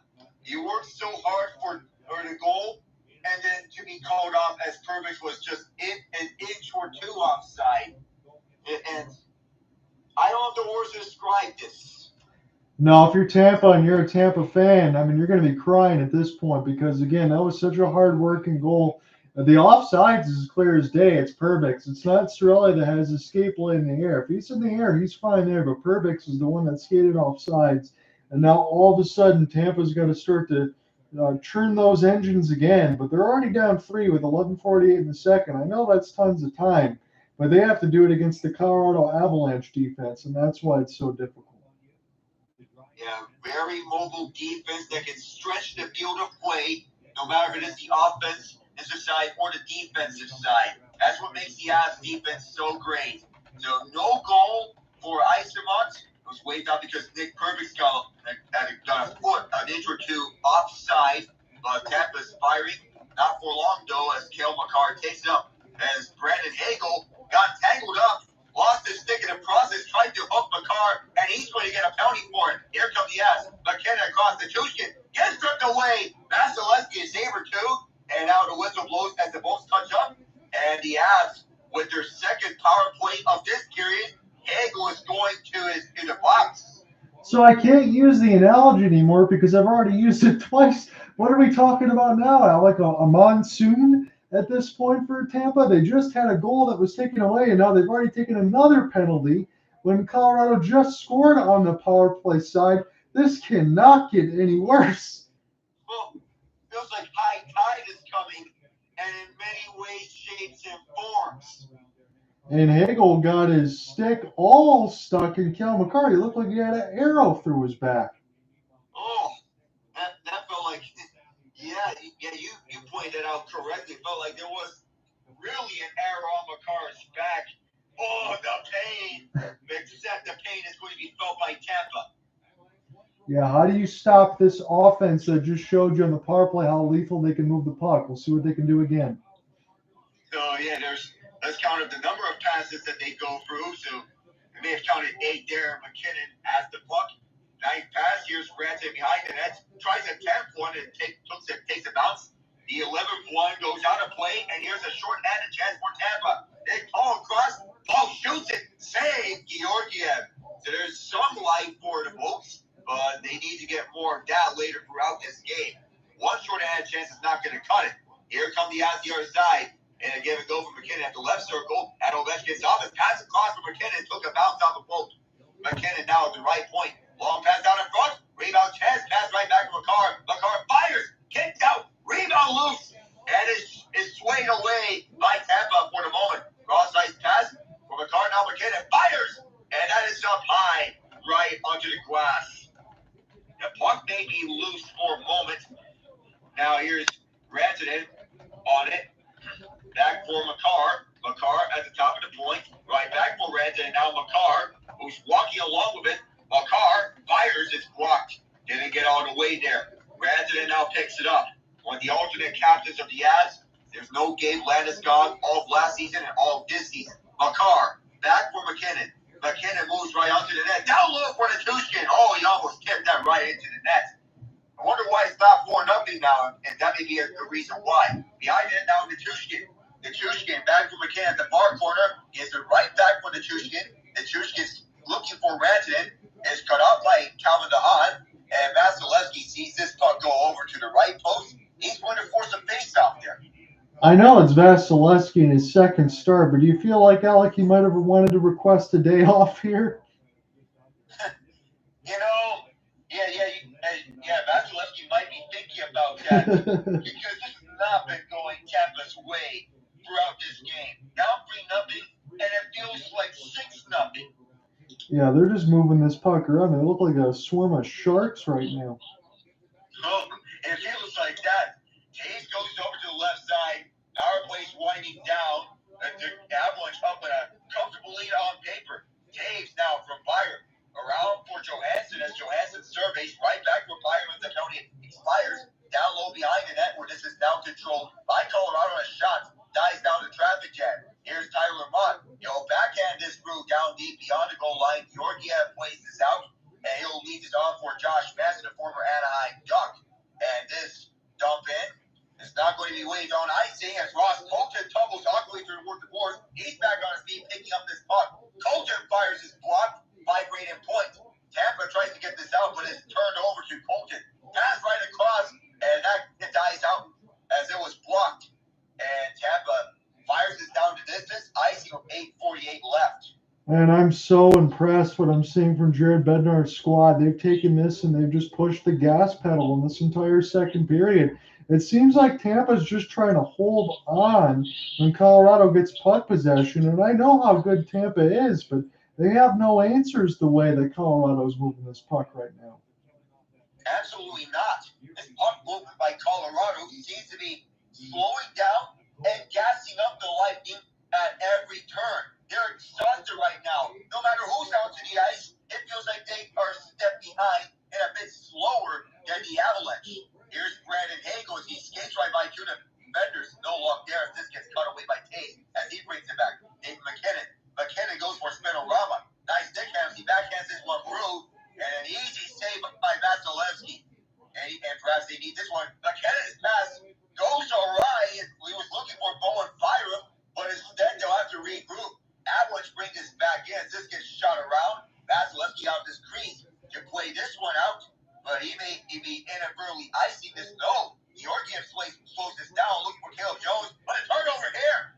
The Lightning turn it and get up on the turnover. Abby Cirelli at the far corner for Isamont. Isamont tied up by Kevin Ronza. Kevin Ronza gets a takeaway for Colorado. Chips is down to under the ice. And we have another penalty coming up here, it seems. This may be against Tampa. That's the first one that they've had. That's the last thing they need. I think John Cooper, any hair that he's got left, he's going to want to pull out. We go to break 7:50 left to go in the second. All of a sudden, the Avalanche are taking complete control of this game. It's not like Tampa was doing a poor job in the first period either, but Colorado said, we have another gear, and we're going to put it all the way up to 10, and we're going to see if you can handle it. And right now, Tampa's not doing a good job of that. It feels like a lopsided game of 4-5. Yes. On that side, I'm looking at some football scores. I'm glad that we're not watching it, but it looks like I'm going to go 12-4 for the week because the Bears, surprise, surprise, have a 9-3 lead in the fourth quarter. Yes, it's the fourth quarter. 10:29 left. Oh, Josh Dobbs, 4 interceptions on the night. The Vikings have as many points as the Avalanche have goals. Yes. Yikes. It's a field goal fest, 4 of them. That's why it's 9-3 Bears with the lead. Again, I took the Vikings at plus 3.5. I figured they would get it done, but 12-4 should be good for the week. The only unfortunate thing for me was 4 losses might be too many out of the 16 games in the bracket. The only thing I got was the tiebreaker for the Lions, but I took the Lions and they lost 29-22 to the Packers. I didn't expect that. So we'll see, because the Ravens, they had a good win yesterday, and it looks like the Lions hope for a number 1 seed. I think that might go out the window. Yeah, number 2 seed may be the highest that the Lions may go to. It's going to be tough because the 49ers, they may have a case for being one of the 2 best teams in the NFC. The Eagles are up there. I covered their win over the Buffalo Bills yesterday, 37-34 in overtime. And I'm Buffalo. It feels like this may be a year of turmoil. 6-6, and then you fired your offensive coordinator Ken Dorsey. Joe Brady's the new man, and Joe Brady's offense looks good for the most part. The bad news is the defense is 1 undermanned and 2 absolutely gassed. Yeah, and again, if you're Josh Allen, you can't play any better than you did yesterday, and you still lost. So again, he's cemented the box for cross-checking, and Colorado with yet another power play, as Alex said, they're third. They've been going on all cylinders with their puck movement. It feels like they can do no wrong here. Wow. It's an absolute goal fest. It feels like if Brandon Hagel nearly pickpockets Georgiev, Georgiev got rid of it on time. 90 seconds to go here on this man advantage. And it's the third one for Colorado, but it certainly feels like they've had a plethora of these. MacKinnon goes on the entry for his friend, Jonathan Drouin. He takes a shove right towards the near corner, and no penalty is going to be called on that shove from Sergachev. MacKinnon opposite Tyler Buck. The 2-time former Ranger goes right back for Cale Makar. Back for MacKinnon. MacKinnon fires, and that goes wide to net. Could have been 4-0. It stays 3-0. Jonathan Drouin lightly taps his own from Makar, and Makar is passed, partially blocked by Mott. But this is a takedown here. Oh, and this will be a my. 5-on-3. Tyler Mott clear as day, tripped up Nathan MacKinnon. Well, like you said, to the right side boards, it could have been called a shove against Sergachev, and then you get Nathan MacKinnon, it was going to be a game-time decision. He pretty much almost gets slew-footed with a stick. He gets tripped underneath, and now 5-on-3. You're for Colorado. You're really asking for it. Yeah, you're really asking for trouble. You're really asking for all the trouble to come your way, and you still have 26 minutes and 39 seconds left of regulation. And to have a 5-on-3 like this, you're just asking yourself to get burnt by this power play. Yeah, if you're, I know the part of the over-under is for both teams, but if you're asking me if the over-under is set at 6.5, which it usually is, take the over here because I think Colorado's scoring on this 2-man. They might get one more. I gave the over-under for the goals for Alec at about 3 or 4. I think he's going to hit that right now. He's already got 3, and we'll see if Colorado can do it again. Yeah, let's see, because they've been looking so electric and firing on all cylinders that they can do no wrong. Plus, they've scored on the power play and for the 8th straight game when you include tonight. And that's crazy because didn't we just talk about this from a couple weeks ago when Colorado couldn't do anything and they were getting shut out? Now all of a sudden they're back to being the Avalanche.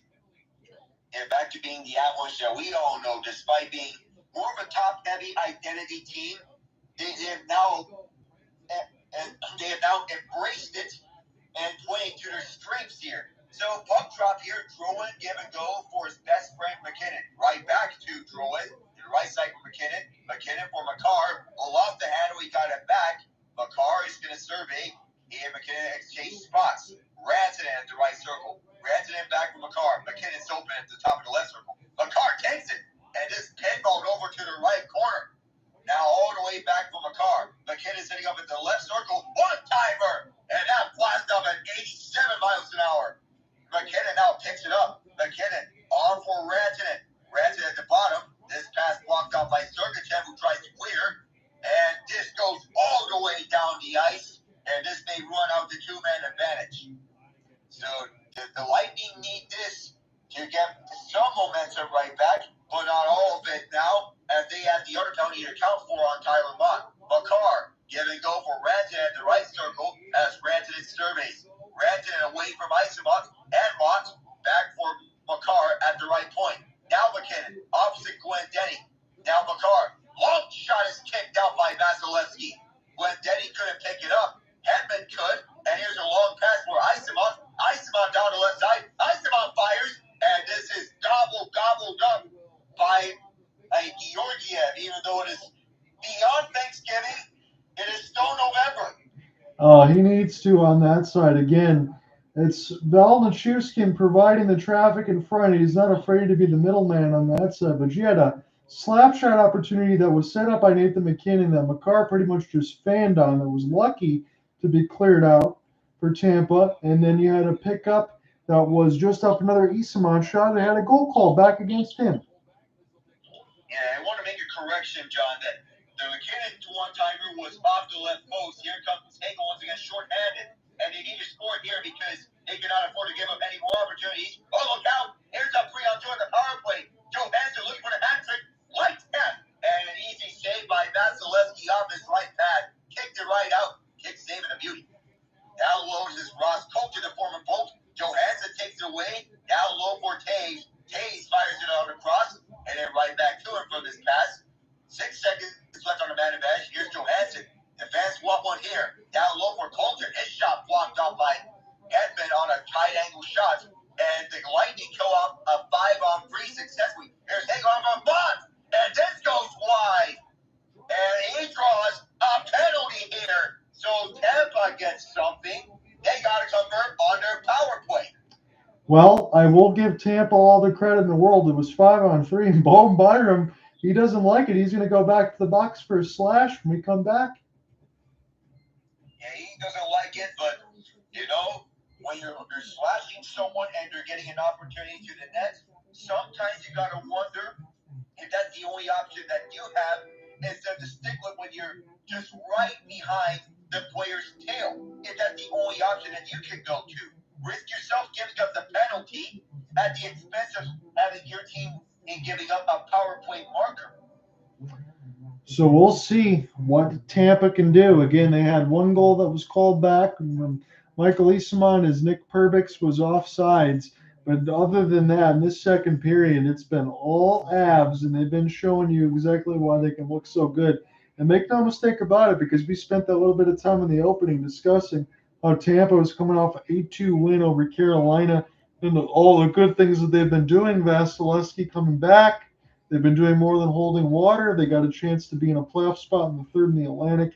And, yeah, they ran into somebody called the Colorado Avalanche, and they've had other ideas. So Tampa might have to take this one on the chin unless they can make something happen on their power play, which honestly hasn't looked very good today.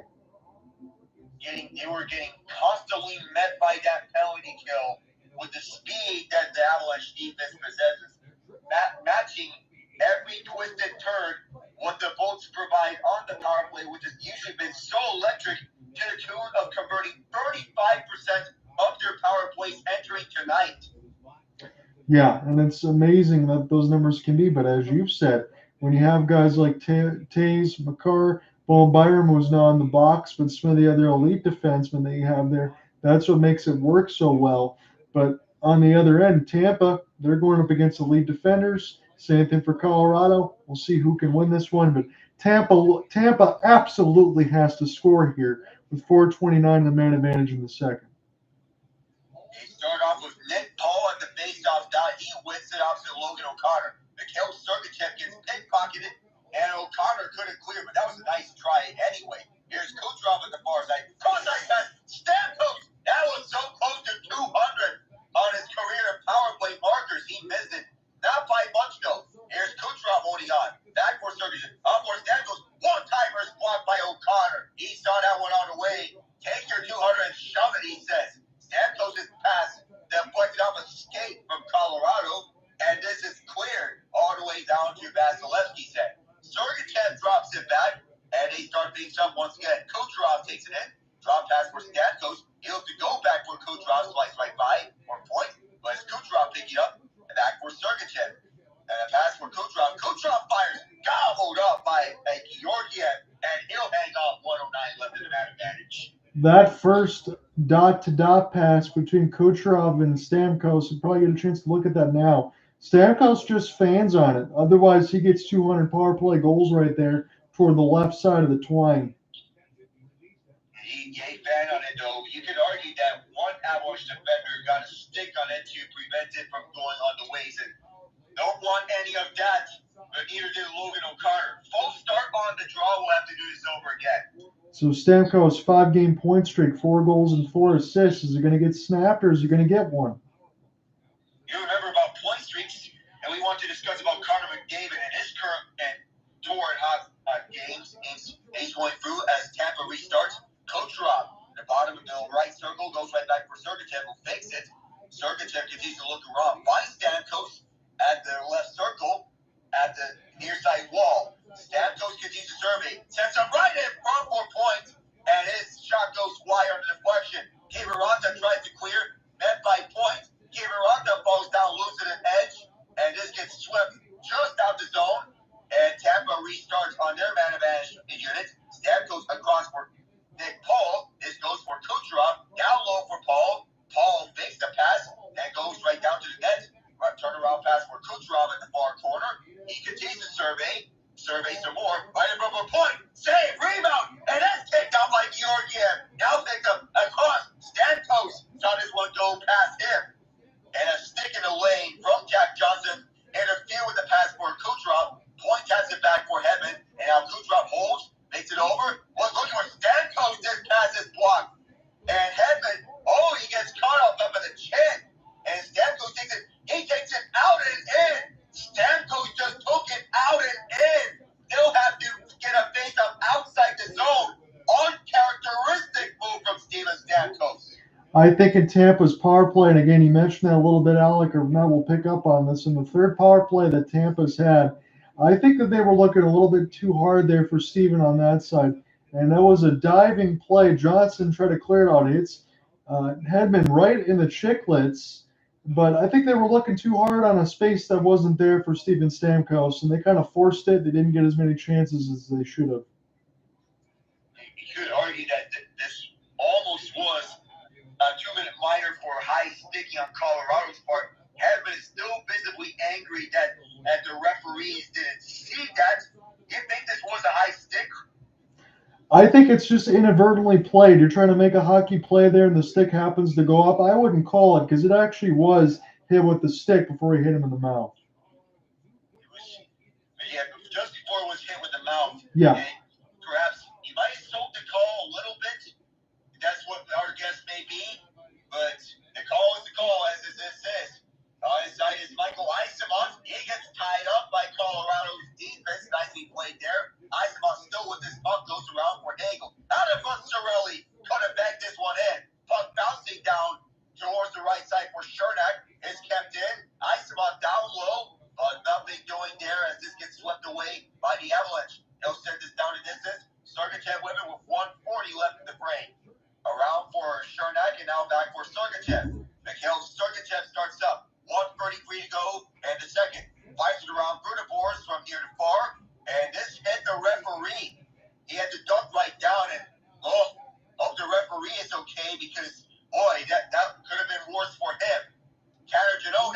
Jeannot moving up over to the far side. This is chipped in. Jeannot going right after it. Georgiev sweeps it away, but here's Cole Kepke to keep it. Kepke behind the net. Kepke moves around, and then some more. Kepke on the game. Kepke with the shot. And that was a brilliant solo effort, matched by a glove save and a beauty by Georgiev. Yeah, Tanner Jeannot and Cole Kepke there played that one beautifully because he was trying to skate in. Jeannot gave him a touch pass to get a clean entry with speed, and then turnaround shot was gloved there by Georgiev. They're showing power play ice time. Mikko Rantanem in 5 minutes, and on the other side for Tampa, they've mixed a little bit. Kucherov at 354, Stamkos 352. They're trying to get him his 200th there, but I think Tampa just needs to get a goal. They need one desperately, and they'll have to take it any way they can, no matter which way it is. Power play, county kill, even strength, doesn't matter. He's up win by the Avs here, coming right back as we push the final minute of the second period. This one gets iced as Nick Perbix goes all the way. 57.4 left in the second. Again, it's something you can point out here as far as shots on goal.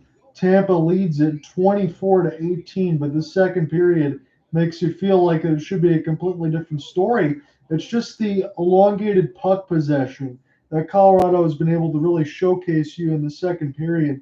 They really just put Tampa in a blender. They forced them to move around, and they've made their life difficult. Yeah, it's been pretty much hell on earth for Tampa going up against this Avalanche team with how the Avs have been playing. Face-off win by the Bulls. One-timer saved by Georgiev. He's been sharp tonight. And Colorado for 2-on-2 they hurry. Tatar drops back. Here's Josh Manson. Manson backhands one. And this maybe stinks. It's kept in play, might have bounced off the glass here. Tampa picks it up with 35. Hedman lead pass. And now a breakaway for Cirelli. He scores! Anthony Cirelli answers back with the goal that Tampa Bay has desperately needed. Absolutely, Alec, on that side. Again, I talked about Anthony Cirelli. He had just 2 goals in the season. Tampa's got a couple breaks. This time it's a gorgeous sauce pass from end to end, and Anthony Cirelli, no mistake, 5-hole on Georgiev. It's a 3-1 game, and this time it's going to count. Indeed, it is going to count. No hook slash is going to slow down Cirelli in scoring that, even though Colorado tried to slow him down for a bit over the blue line, but no can do. It is a 2-goal game, and perhaps a little eye-opener here for Tampa, and perhaps a comeback attempt. 21 seconds left. Avalanche already in the attack end, answering, but nothing on the shot for us. Mikhail Sergachev picks it up, fires this down the ice, chasing after it are the Bulls. Luke Goaltending got there first with 9. Goaltending lost to the Toews, 6 seconds left, and the Avs are going to clear this down. Is this going to be an icing? No, it's not. And the Bulls, how many fans they may think they're having here, they thought they were going to get one. They're not. And 0-0 hits. The Bulls get a late goal in the second period, but they still trail 3-1. I promise I don't have any more predictions, but as I said in the second to Alec, I think we'll get 3 or 4 goal calls. Well, he did get 4, but only 3 of them actually counted. So it's 3-1. Colorado has the lead, but again, that goal for Anthony Cirelli, boy, is that big. I don't think it changes the narrative of all the good things we're going to talk about for Colorado in the second period. They were clearly the better team there, but boy, oh boy, Tampa needed an answer so badly, and they finally got one. Hey, they really needed this one, John, without it being mismatched all throughout the power play and at their own net. They've been outworked, out-hustled, and also with all the tape-to-tape passes Colorado's been making throughout the game, there's just been no answer by Tampa up until very late in this period. But they need to have more of these on a consistent basis if they want to come back on Colorado. And if you're Colorado and you're Jared Bednar, I mean, are you really expecting Tampa to be able to break right down the middle? I mean, let's face it. The only reason that goal probably happens is because there's 30 seconds left in the period, correct? Yeah, that may have been one of the only reasons why that happened. We cannot sugarcoat it. Tampa's still a good team, and they can be poised to strike. Let's not get this wrong. They're still one of the better teams in the league, and they can make it a one-goal game or tie game. They certainly can. Yeah, they definitely can. And they showed you that they could score in a quick, hot second there. Was Victor Hedman and Nikita Kucherov, so he does get a point. Stamkos' point streak is still up in the air. He was still waiting for 200. Tampa had a few power play chances. They looked better in the third opportunity that they had, but they tried to force a little bit too much. I think in 91, they didn't end up getting a goal. And for the Colorado Avalanche, they scored twice in the second period. Johansson gets a second off of a gorgeous rebound. It was a 2-on-1 for Cale Makar and Tatar. Tatar gets denied. Johansson cleans up the mess. And then gorgeous work for Colorado on the power play just after. Tampa goes right to the box after Colorado just scored. Cale Makar gets his sixth from the Moose, Mikko Rantanem, and Nathan MacKinnon with his 20th apple. And then Cirelli, as we just said, his third of the season from Hedman and Kucherov at 1929. Alexandar Georgiev stops 25 out of 26. And on the other side, Vasilevskiy. It feels like he's been worked a heck of a lot more than the numbers say because of the puck movement, but he stopped 15 out of 18. Yeah, it feels like it. But of how much work Colorado's have put up, outworking a team doesn't show up on the stat sheet. It doesn't matter how many shots. It matters the quality of the shots. And Colorado's been putting up high-quality shots in and about through Vasilevskiy. Yeah, they have, and I think they're going to continue to do so. So we will give you the scores around the league. We've already kind of gone through some of the finals. There isn't a ton of them, but the Blue Jackets won 5-2, and the Sabres won 5-1. Again, Blue Jackets beat the Bruins, and the Sabres beat the Rangers. Couldn't have really expected that. The Panthers game, we knew that was going to be final, but the final score is 5-0 as they stop the Sens on the road. They got to play the back-to-back. They'll travel to play the Maple Leafs tomorrow. I'll have that about 7:10 Eastern. The Capitals and the Sharks are underway. Capitals, surprisingly, they've been really good in this season, and Alex Ovechkin hasn't necessarily looked like his usual superstar goal-scoring self, but he's done enough. That game's scoreless with 14:46 in the first. And the Golden Knights and the Flames are underway at Scotiabank Saddledome. William Karlsson, as Alex said, got his 10th of the power play from Nick Waugh. And Michael Amadio, Dan Vladar, stopped 9 out of 10. Vladar was supposed to play, but I think he got an illness before puck drop, so he's out. And Aiden Hill stopped 14 out of 14. So with Dan Vladar with a little illness and all the questions around the goaltending for Calgary, this prompts a question about at what point do we see Dustin Wolf in a regular starting role? Because remember, they signed Jacob Markstrom to a 6-year deal out of the 2021 year. This is year 4 of Markstrom. How much longer will this go? How much longer will Markstrom go before we see Wolf on a full-term basis? That is the golden question, Alec, on that side for the Flames. And I feel, this is just me, I feel like they're holding him for another year on this side until the defense and the rest of the roster and everyone else gets locked in, because you don't want to essentially throw Dustin Wolf to the Wolves with bad defense and everything else but behind it, and a Calgary team that's probably rebuilding. But at the same time, I thought Calgary was supposed to be worse than they already are, but they seems like with Pospisil, Connor Zary, and some of the other ones that they put in, they're kind of doing okay right now. And they're unleashing the young talent, something that Ryan Huska wants to emphasize, and getting all the young guys up there and getting some NHL experience. Trying to get them either high-end prospects, their former first-round picks, including Matt Coronato, has been sent down to the AHL, but Connor Zary has been looking sharp. But also Jacob Pelletier, as he got some time last year, but we had yet to see Pelletier in the first month of the year. But we mentioned about young talent. They need that young talent going forward. They can't just surround themselves with aging talent all the time.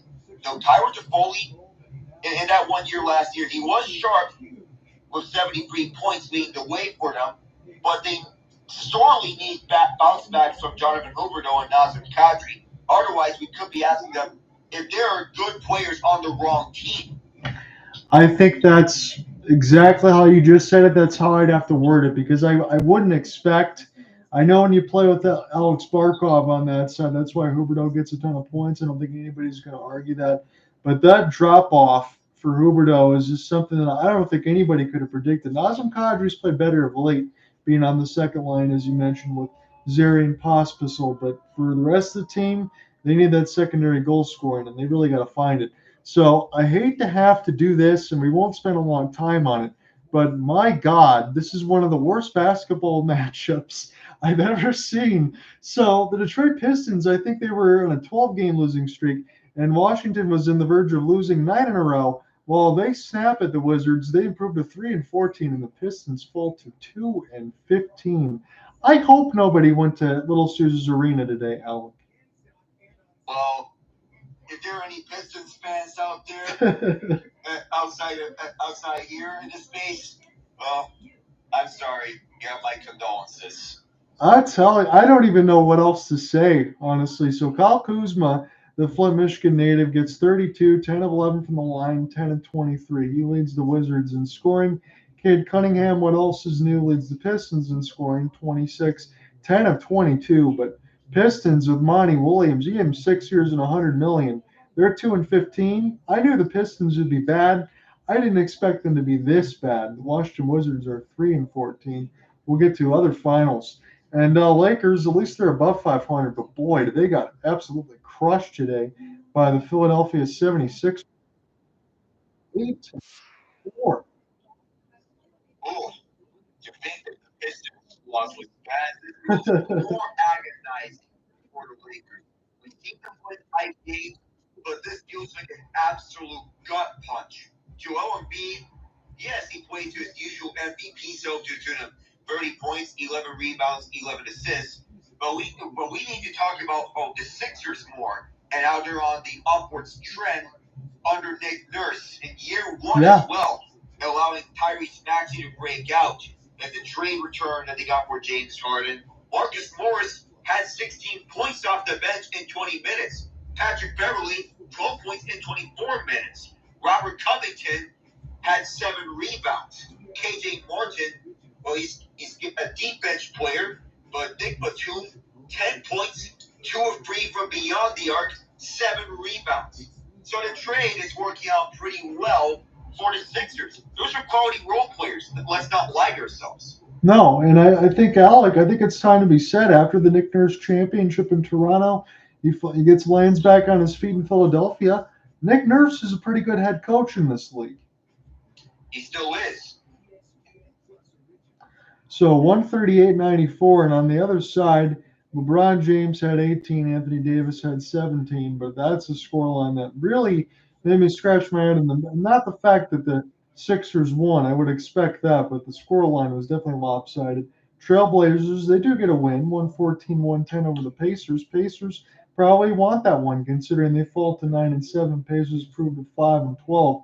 Jeremy Grant, former Piston, 12 of 18, 3 of 3 from 3, and 7 of 7 from the line. He had a very efficient day, 34 points. And DeAndre, 8 and 22 and 13, and a starting role on the other side. Tyrese Halliburton, probably going to make an all-star team, I would imagine. 33 points, 9 assists, and 11 of 17 shooting. It appears the Pacers may have found their point god from how he's been playing.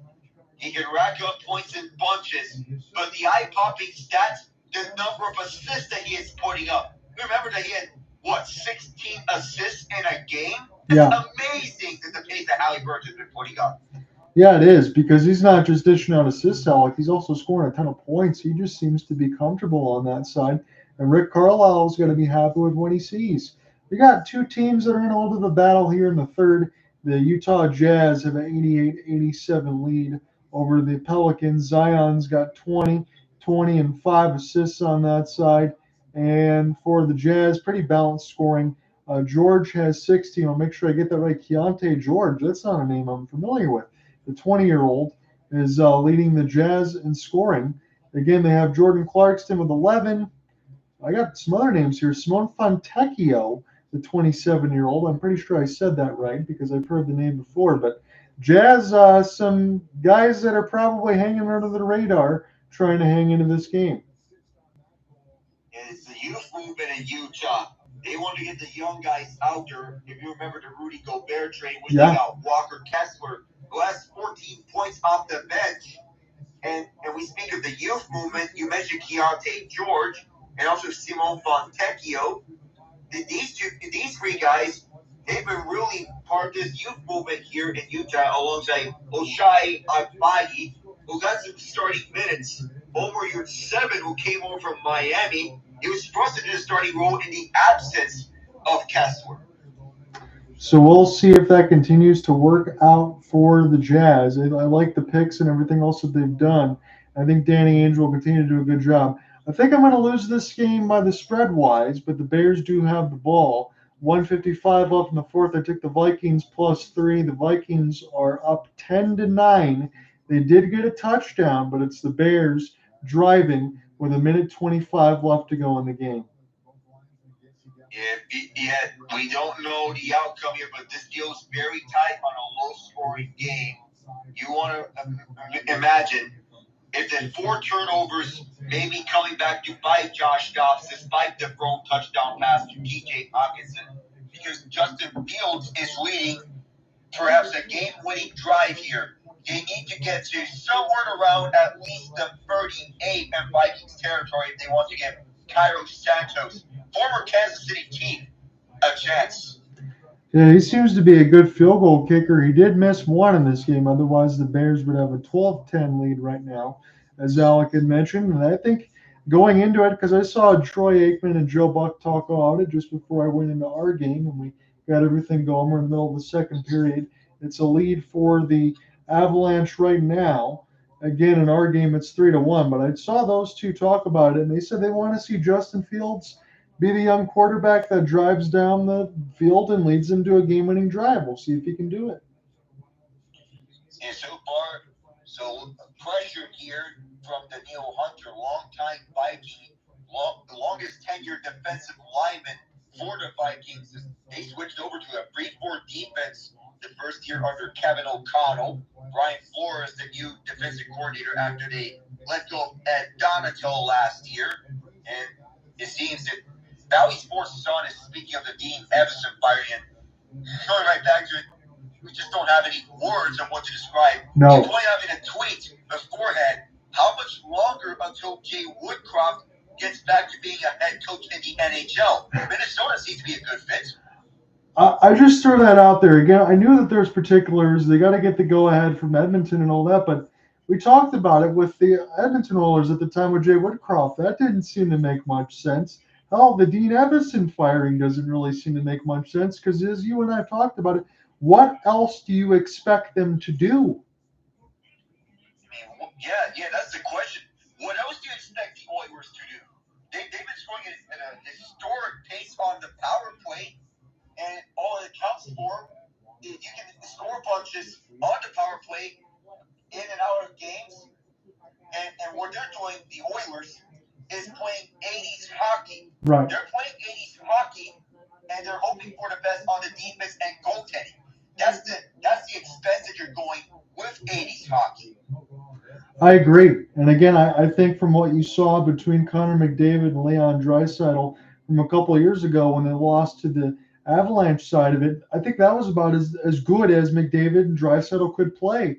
And they still got handled pretty easily. They got swept on that side. So if you're expecting Jay Woodcroft to try to go ahead and pull some magic out of this hat, I didn't think it was smart to fire him. And on the other side for Dean Evison, we talked about Bill Guerin, some of the signings. Hey, look, I like Matt Boldy. I like some of the other things that are done, but you were already up against it, as you mentioned, with Parise and Suter and the cap issues.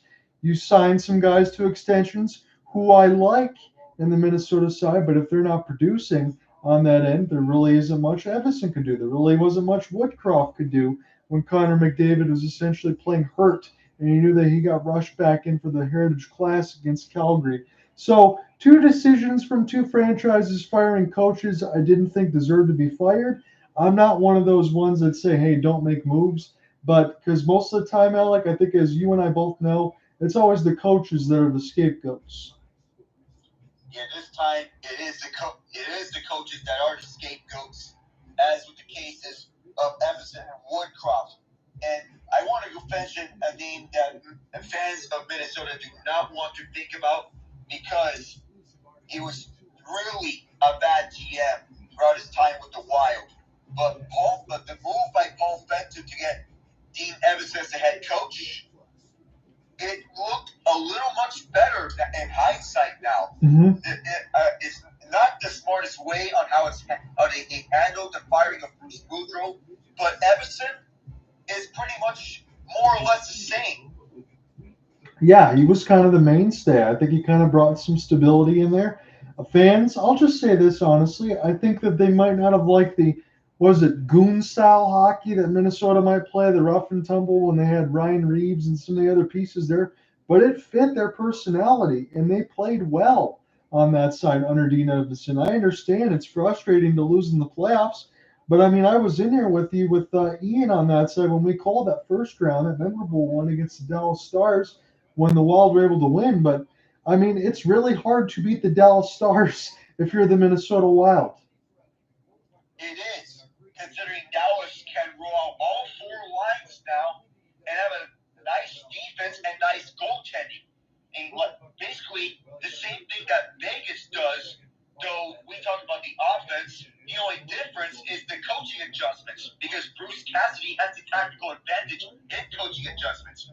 Peter DeBoer has the engine and needs more British show for coaching adjustments on that front, because DeBoer usually runs the same things in the regular season and the playoffs. Cassidy adjusts to his opponents.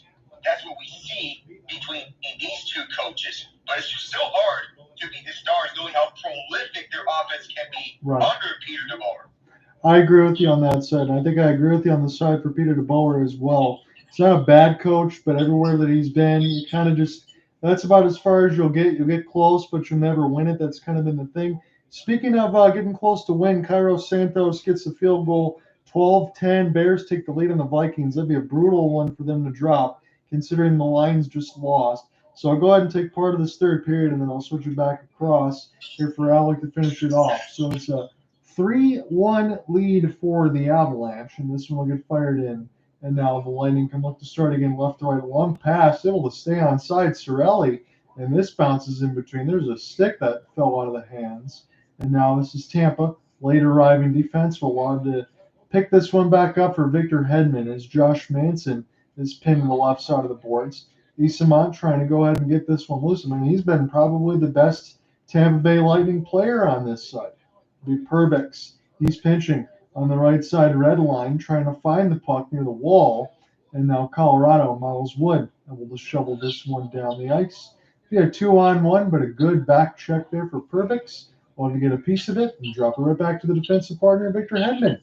Victor Hedman, about 6'5" of them, will slowly put this around the end boards, but it didn't look very confident here. We'll see if Colorado can go ahead and get some puck possession. Here's Valeri Nichushkin near the left side red line now. Nathan MacKinnon will stutter step, work his way behind the cage. It's loose, a chop out of the air, and Colorado push this back into their own end with Cale Makar, the NHL 24 cover athlete. He'll send this one across here for Devon Toews. Back to Cale. There's an entry pass for Valeri Nichushkin. Nice drop on the right side wing for McKinnon. We'll send this back. Be a rush the other way, but Devon Toews just knocks it the other side as Esamont has it. We'll send this across for Sergachev as this goes near the right side dot. Colorado will do the same. They'll flip it down the ice. Vasilevskiy won't play. It'll be blown dead against Colorado. They can't change. He may have known that this was just going to his left, and just, by several inches or several feet or two, and made the smart decision not to play, to get Tampa onto the other side to get a better chance. So we'll keep you updated as far as the scoreboard. I'll have to keep you updated on my side because I'll be 12-4 with the Bears win as I picked the Vikings, but it is what it is. 18-10 left to go in the third as this is set back up. Kucherov gets upended. It's a 3-on-3. Nichushkin will dump this in across the red line. Top line will take a change for Jared Bednar's squad as it's Hagel in his own end for Chernak. Chernak will flip it down and across the red. Be an opportunity for Colorado to settle it up again with Johnson as they'll gain the red line and take a elbow up to the face is one of the Avalanche from Ryan Johansson. He's got a couple of goals. It's Kiviranta trying to pry this loose, but a backspin by Brayden Point, and now the same for Sergachev. as they'll set it back up for Chernak. Sergachev will take his change, and Chernak will let everyone else get started. 17:30 left to go in the third. John here with you alongside Alec now. It's a 3-1 lead for the Avalanche. That second period was all theirs, with the exception of a Cirelli goal late. 30 seconds left to go on the break from a Hedman pass from about 170 feet, as it's dropped for Colton. And now Johnson will fire it at the net and be right in the catching glove of the Big Cat. All right, we got the final score there. You know the story about the Vikings, the Scandinavian Norsemen back then, and sometimes they would go hunting. Oh yeah, they would encounter some polar bears sometimes. Yeah. They fell into their villages. And this time around, these polar bears drive them out of their natural habitat. Bears win 12-10. I like that. That's a good pun on that side, Alec. And that's actually a true event. I wouldn't want to live during those times. Not in the Viking eras. The Bears would be pretty brutal. So the Bears, they do get a win. And Cairo Santos just sent in some Christmas cards there, Alec. He get 4 field goals and won the game. And some thank yous from all of Chicago. 4 field goals, including the winner, despite the long touchdown being from TJ Hawkinson. I will say this because I'm going to get back into the play-by-play, but do you think Bears fans forget about Cody Parkey now that they have Santos? They can't forget about Parkey now. Santos is the man. This is a nice move right in the middle of the slot. That was Isamont again. I mean, he was really looked pretty good. This is centered in front. Cirelli trying to brush this head. This bounces off a couple of skate blades there, and Byram and Caleb Jones. And now push the other way, the Lightning in full flight. Jonathan Drouin off the backhand, and Vasilevskiy says no with the left pad. 16:35 stolen. Drouin trying to make something happen as he was taken down right in front of the referee, but we play on.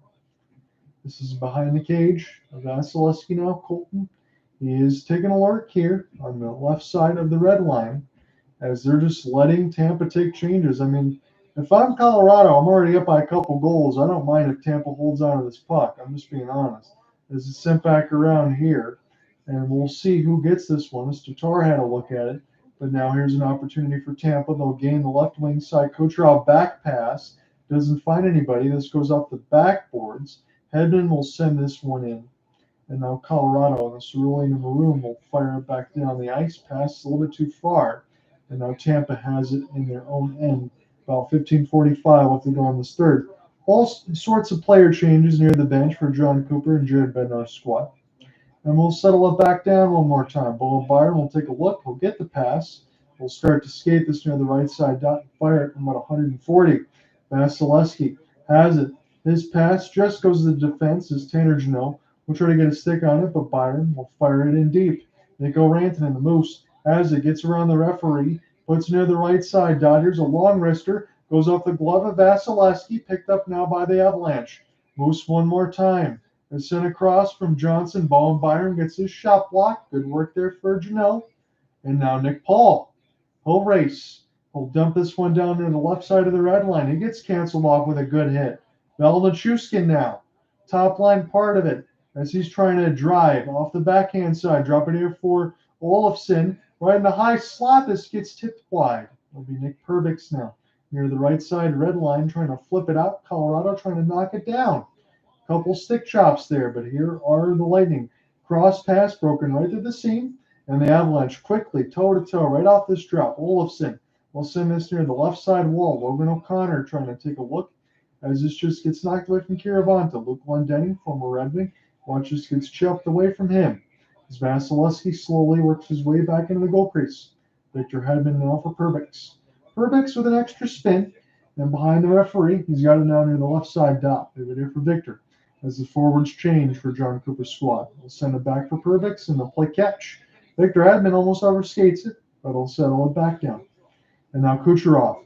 And across the right side red line as he gets the pass across to Brayden Point. Point trying to find the entry. He doesn't have one. Colorado doing a great job of blocking off these lanes, Alec. As this is near the right side. And Tampa's just had to take the time behind their own net and behind their own defensive side for the most part. And now it's Point. Bounce pass right in the middle. Kucherov will pick the puck back up. Taylor Radish sends it around the end boards. Point. Now on the left side, dot. Holding off the forehand. Can they hold it in? No. This gets taken away. It's a race for the puck. We'll see who gets to it now. It's an opportunity to Cale Makar.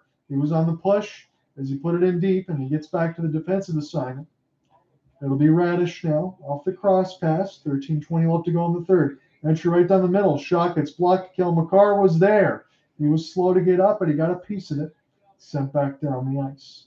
And now the Bolts will have it. They'll try to start again left to right as this is fired down across the wall. And we get the play bone dead finally. 13:07. And the Lightning just have nothing on their No. gas. Whatever entry they have, it gets shut off quickly. Whatever chance there is, it gets closed off quickly. Whenever there's a shot, it gets turned away right on the spot. It feels like the Avalanche, no matter what the Lightning have been doing, they've just been there to match the Bolts every way, which turn. And I'll just throw a quick question out there to you, Alec. Is this simply because Colorado is playing this well right now, or is it because they got up for this game against Tampa and they're taking them really seriously? Maybe both. I think it's got to be a little bit of both, because this attention to detail that I'm seeing on Colorado's side, we know that they can be elite, but I mean, this has been spectacular. Drop past MacKinnon. Another shot. This one gets blocked in between the legs, and now Chernak tries to find it.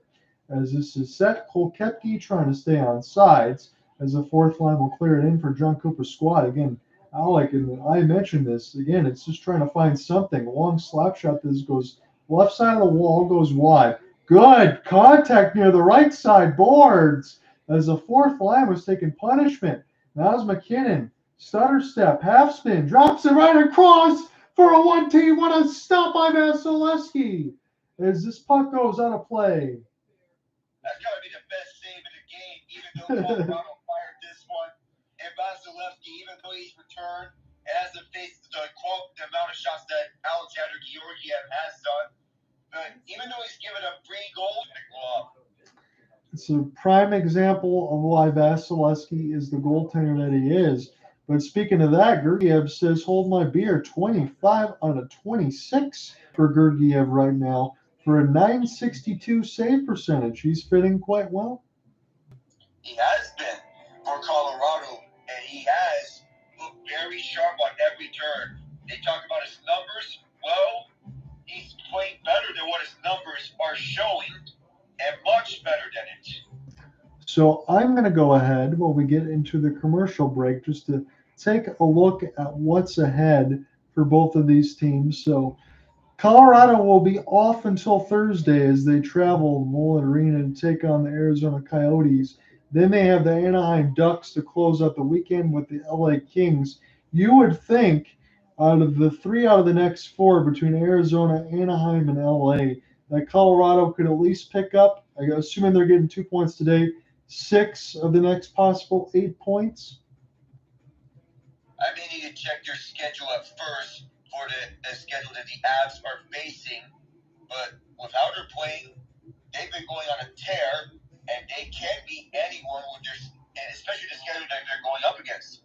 At Arizona, at Anaheim, and at LA on this road trip impending.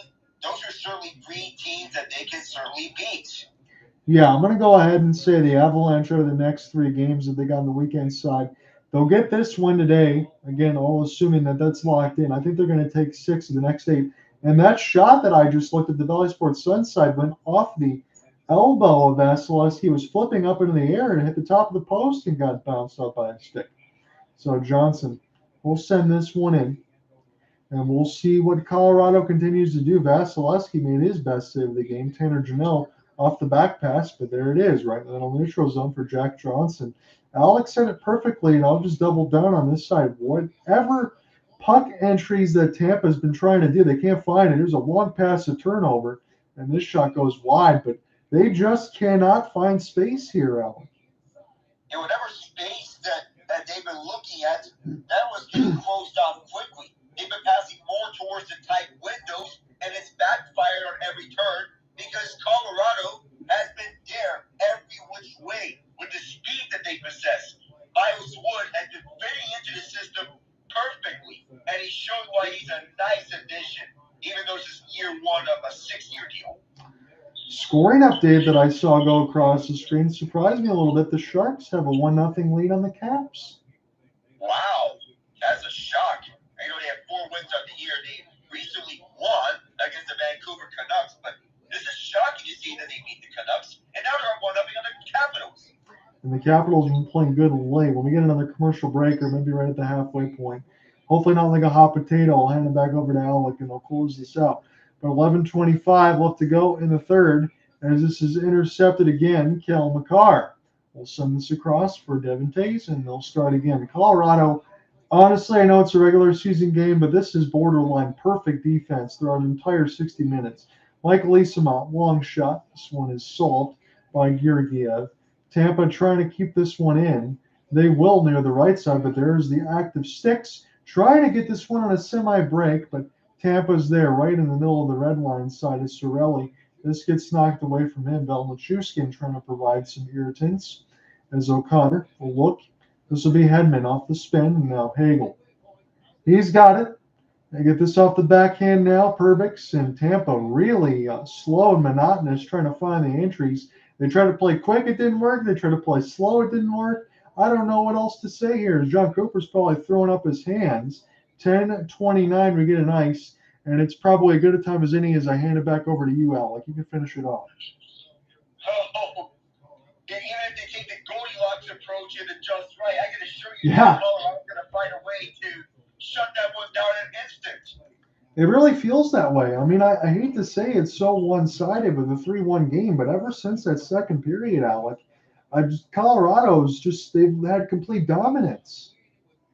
The shot totals won't show it, but Colorado has been the better team throughout this game. Yeah. They've been there in the offensive zone, and they've been shutting down Tampa. Even though they have 27-21 advantage on the shot totals, Colorado so far, they've been the better team, and they deserve to be in this position. All upset from the near circle, turned away by the Big Cat. Tampa picks it up. They need to score 2 in a trice. Point hands off left side for Hagel, right back for Point, and Point cannot tip this one in. Hagel now fends off for Hedman. Hedman's long shot, rebound in front, and this tip went out wide. Colorado now picks it up. They can clear, and so they get changes. Wholesale changes, save for Andrew Cogliano. Darren Radish crosses the red line and fires this directly onto Georgiev, who forced the faceoff after a TV timeout with 9:50 to go in regulation. Yeah, I really don't know. Again, I hate to press the button too much, but from what I'm seeing, what can Tampa do in this 9:50? Again, you look at it logically, it's just a 2-goal game. All you need is a bounce here, and Tampa can get right back into this, maybe pull for the extra man. Let's say if they get one at about the 4-minute mark and see what happens, but they've got to find a way to just get enough time and space to possibly get a chance for somebody like Kucherov or Stamkos to be a game breaker. They certainly need a game breaker at this point. And it should come from any one of them. You mentioned one other guy in particular, and someone that's not named Stamkos or Kucherov or Hedman or Sergachev. You mentioned Michael Eyssimont, Yes. who's been very noticeable throughout this game on the second line of Stamkos and Cirelli, and he certainly looked the part with having the knack for fighting the back of the net. He had a goal that was waved off, which was unfortunate, but he has been perhaps the most noticeable forward not named Stamkos, Kucherov, or Point. I think so, and I'm glad that we gave him a shout out on that side because, again, you should do that for the undersung heroes there on certain types of teams, but he's been consistent. I think he's gotten a good amount of ice time, and John Cooper sees the same thing that we are. As far as the scoring update, I remember you mentioned that during the Sharks win over the Oilers, and Fabian Zetterlund was the one that got the first goal from Zetterlund, from McCulloch, and Granlund as a 1-0 lead. Mackenzie Blackwood, I don't know what his number. I'm going to look at his numbers right now, 388.97, but it certainly seems like in big games, Mackenzie Blackwood is better than his numbers indicate. Perhaps we could give David Quinn some confidence on naming Blackwood the full-time starter for the Sharks. He's no longer playing with any restrictions, and he's playing up to his potential they showed in New Jersey, acquired by San Jose for these moments, and they only had to give him a late pick. Yeah, it certainly seems like a slam dunk. Again, your numbers aren't going to look as good as what they would be if you're on a better team. But, I mean, hey, if I'm the Edmonton Oilers or something like that and I need goaltending, Mackenzie Blackwood might be somebody you think about. Oh, a shot goes wide just after the break as this is now picked up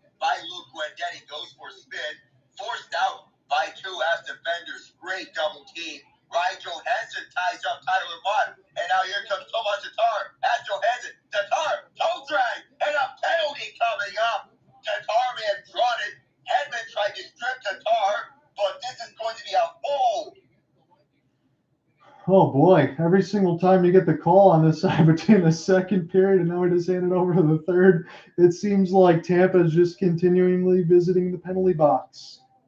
I mean, just whistling their way like that one episode of The Simpsons. Yes. Just back and forth to the penalty box. Yet Tyler Mott is going to get the penalty for holding Johansson. It's the second one for Mott. I mean, that's as clear as day at all toward the left side of the leg. I mean, of course, it is obvious, very obvious indeed for Trevor Hansen to get the call. They get right back up. Once again, the Avs to the power play. It feels like the 18th time, but it's actually the 4th time. And a long shot. Johansson could not get a deflection, or excuse me, Nichushkin. Rantanen spins around and finds Makar at the point. He surveys and goes back for Rantanen. Down low for Nichushkin. Nichushkin across, and that goes out to test of Vasilevskiy. Cirelli has to start up because Tampa needs goals. Windmills around Rantanen. He'll stop over the far corner, but that was an offside. That was waiting to happen. 33 seconds deep into the power play. I will say this, I know it's a low-key shot out there, but for Valeri Nichushkin, I know he's usually the primary screener there on the power play side of it, but he's always there in the dirty areas. That time he was able to throw a cross pass into the seam. That could have been a goal, but nobody was there. But I like Valeri Nichushkin's game. He's a good forward. He's speedy. He can provide the screen, sandpaper, and grit. I like his game. Yeah, normally we would give that title over to Gabriel Landeskog or Arturi Lekkinen when it goes to getting the grit and sandpaper. Yeah. Colorado doesn't have either one of them right now. And Lekkinen, he'll be back at some point in this season. We won't see Landeskog this year. The earliest that we'll see him is next season. Colorado back to work here as Jonathan Drouin takes this one around for the boards from the far side to the near. Nichushkin gets tied up by Jeannot. Tampa needs goals here, and they cleared this down. But down by 2 goals, and then in search of goals, I'm not sure if clearing down the ice is the right move here. Here's MacKinnon going up for the near side. He'll hand off for Nichushkin. Gets tied up by Cirelli, but Makar helps out Nichushkin. He receives the puck, immediately taps it over to MacKinnon, but gets cut off by Cirelli. And then down to the ice is Brayden Hagel. On the near side, Hagel stops at the right circle. Hagel on the front, screened by Cirelli, but nothing different. Georgiev holding on to the right post. Tampa holding on to it, and the officials lost sight of the puck. The officials have lost sight of the puck. They thought Georgiev had it. He did not. Oh, man. If I'm Tampa, again, Victor Hedman's already upset about a puck that got hit from Johnson out of the air. They hit him in the face, hit him with a stick. And now you got Cirelli over there saying, hey, I got this puck right in front with the help of Hagel. It's right loose in the middle of the slot, and the refs blow it dead. That is an unfortunate. Once again, if we think that the Isimon waved off goal was a gut punch, this might be an even bigger gut punch because the officials waved this play dead on a play that should have kept going. Yeah, and again, you have a chance where you have Colorado short-handed on that side as Tampa, and they're getting some pressure, and they don't get anything out of that. That is not very fun if you're Tampa. Here's Ross Colton inside for the tower. Puck is loose. Tampa tries to clear. They do. And they do kill it off here. Their first successful penalty kill thus far. But boy, that would have been dangerous. Tampa would have loved to get a shorthanded goal to bring him in one. Unfortunately, the officials lost sight of the puck. And now they know how the Nashville Predators feel in the 2017 Stanley Cup Final. Kucherov across for Victor Hedman.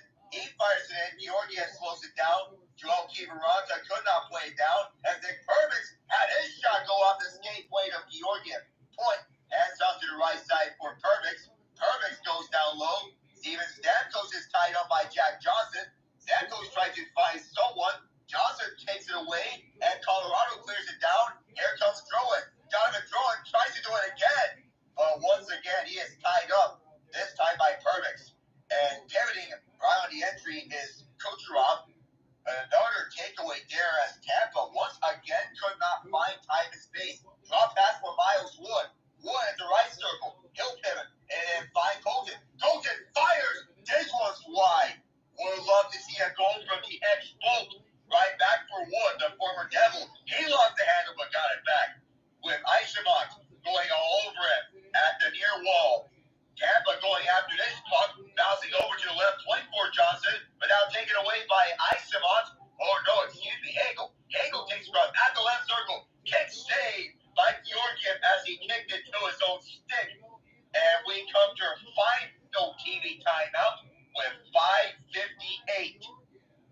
Well, whatever is left now for Tampa, again, it was another fortunate play that probably went against them for sure with the puck being blown dead. But as you said, the final TV timeout, 5:58, whatever energy they got left, it's full press time. They need another goal. And if they can get one within the next couple minutes, it can make things interesting. But John Cooper's got to encourage his guys and let them go out for all-out offense at this point. You need to consistently get your best guys out here. You're not going to wait. You're not going to get your fourth liners out there. The time for goal scoring is now. Yeah. And perhaps you would want to pull Vasilevskiy earlier than usual. Say it around, 3 minutes. I would say so, Alec. Probably about the 3:30, even 3:34 minute mark if you're being absolutely dangerous. But yeah, 3 minutes at the bare minimum. I think that's what Tampa's got to do. Again, we talked about the shots on goal advantage that they have. I'll just go ahead and relay it out to you. 33-23 for the Bolts. Hits are 14-9, not very physical in favor of the Avs, and the faceoffs 29-22 in favor of the Avs. But here's a situation I thought we would talk about a little bit more, but I guess not so much. Colorado 1 for 5 on the power play.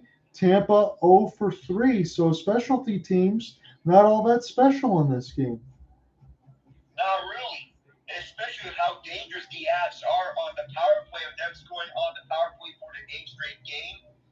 This has looked anything but a power play for these two sides. The penalty killing has been outstanding, especially with the Avs getting 2 shorthanded shots. Yeah, and that was pretty spectacular in the first and the second period on that side of it. They're showing the longest tenured head coach is John Cooper, 12 years. With Tampa, Jared Bednar, 8. Only Mike Sullivan with Pittsburgh. And Rod Brindamore has 6 for Carolina, but only Mike Sullivan has more than Bednar, but a little bit less than Cooper. I have a funny thought regarding Mike Sullivan. Yeah. Well, the Steelers have a Mike Sullivan on their coaching ranks. He's the offensive play caller. There's a Mike Sullivan on the Penguins, who is the head coach. All that's missing is the Pirates needing a Mike Sullivan. Hey, why not do that on that side? I think that's good for anybody because Pittsburgh Steelers are doing really good, and so are the Penguins. So, yes, I think they need it. To complete the trifecta, Yes. immediately it's a 2-on-1. Holding, and now Nichushkin couldn't get the shot away as Sergachev got back on a desperation sliding block on the pass to keep this game within reach for the Bolts. They got to show it on the offensive end, though. And Aaron pass, this exit zone, Nichushkin re-enters. He is tripped up for a moment and poked away. No penalty here, but a good non-call as there was a poke on the puck. The puck is loose, and now a backhand slide for Radish at the right circle, looking for the punch from Kempke. Nothing doing there as it's a stop by Georgiev, and here's another 2-on-1. Here's one, pass across, that is blocked on another sliding block, and then one is thrown down. Oh, that was dangerous, and the Bulls trying to clear this out cannot do so. There is a trouble here. Another shot. This goes wide. And the final 450 of play here in regulation. Oh, my goodness. Radish is going to wait. Because the wholesale line changes here in Tampa Bay. The pass comes out. In very limited space, the Bolts move this up. It's a foot race. Jeannot gets knocked out. Devon Toews. Excuse me for a moment. And this gets launched out to center ice. A foot race for the puck is won by Eric Jeannot. 4:24. The clock is stopped on the icing. Well, Alec, again, we just talked about how Tampa needed to be the one to push the play, and Colorado just gets end-to-end 2-on-1s. If it wasn't for that back check from Mikhail Sergachev, I swear he was in his own end, and he just busted his you-know-what all the way down the ice to deny Valeri Nichushkin of a sure goal from an Nathan MacKinnon cross pass. I love the effort, and again, I just called it on this side. The empty net comes with 4:24 in the third. Good. That shows how Colorado's been the better team. And look out, here's an empty net. Oh, they miss narrowly. And so this is not going to be an icing as if deflected off of someone right by the red line. Tampa starts up. Kucherov hands off to the left side point. Backhands one. Georgiev paid attention to that sharp angle shot with 4 and 1 seconds That was the best entry of the game there for Kucherov. He gets back into his own end. He windmill dinks it right through the middle of the ice and gets the drop pass near the right side dot. Good work, but where the heck has that been all game? He hasn't shown up all game long until now. And point, he got the look from the sharp angle. But for a sharp angle shot to work, you got to find it at the tightest of windows. It's more of a daunting task to do so. This puck goes around to the back of the net. Anthony Cirelli tied up. Devon Toews. There's the one tying up. Nick Paul, Brayden point in the vicinity. So it's Nick MacKinnon's puck. It's pulled down. Nikita Kucherov wait. One-timer. Oh, so close. This went in at 92 miles an hour for Steven Stamkos. What a blast that was. Hedman starting up on the entry for point. Gets pulled loose. Stamkos sends it around. On for Paul. He lets it slide for Kucherov, who's tied up by Rantanem. Hagel plays on for Hedman. His pass broken up by MacKinnon, who grabs it down. And he'll tap it for Nichushkin. Nichushkin slides around to the empty net. Bullseye. And here comes the avalanche of goals as they pretty much shield us up for one-day lead. Well, I like the effort there for John Cooper. He had to do that, as you said. Nikita Kucherov turns and serves it up 92.8 miles an hour. He gets blocked right in front of the net. And Nichushkin, just mentioned, I liked his game. Gets his 10th of the season for MacKinnon on the empty net. That's it, and that's all. And all she wrote here for this chapter of Avs Bolts. Not like the highest peak that it was in the Stanley Cup final in 2022, but it offered some of the excitement late in the game. But it's been an overall masterclass of a clinic by Colorado defensively in this game. I think so, and that's one of the 3 stars in the game that you got to mention. Colorado's defense was point A, the number 1 star in this game, and this is the story and the reason why they're up 4-1. Yes, that's a big reason why. Just as Watson's shot was kicked out by Georgiev to get a little scoring update from Calgary's AJ Greer scores a tying goal. Georgiev under siege. Greer from Nazem Kadri and Connor Zary. We mentioned it, young players from the Flames. And Zary has his 7th assist of the season, looking sharp for the red-hot Flames. Another icing here of 2:31. Yeah, that's a big goal there. I was surprised every time I'm looking at that score line and I see Vegas only at 1. Calgary was hanging around enough, a little bit of pushing and shoving here against the Han. I don't think we're going to see anything. Again, Alec and I told you this, but we'll just keep making a mention of this again. Shots on goal are 39-24 in favor of the Bolts, but it does not look like that right now. And that's not because of the 4-1 scoreline, but we mentioned the puck entries for Tampa. They haven't been able to find it with the exception of the Kucherov on the empty netter, and it's just been time and space continually being shut down. By Colorado, nonetheless. Especially with the quality of the entries that Tampa's put up. The entries just not there for the Bolts. The Avs, they've been getting successful entry after successful entry. We do have another score that we can go through as we get to the next stoppage. This shot gets blocked from the left point. Colorado clears it down, and this may be another icing. So now we can get to the score. The Nuggets, without Nikola Jokic, up 58-56 on the Clippers, who were favored by 10.5 points, with Kawhi Leonard with 17, Norman Powell with 10 off the bench, and Nisa Zubac with 11. Reggie Jackson's 18 for the Nuggets. That's got to feel good against his former Clippers team, does it not? It has to, especially since he started in crucial games, especially Game 7 against the Mavericks, where he was very critical to it, scoring 20-something points.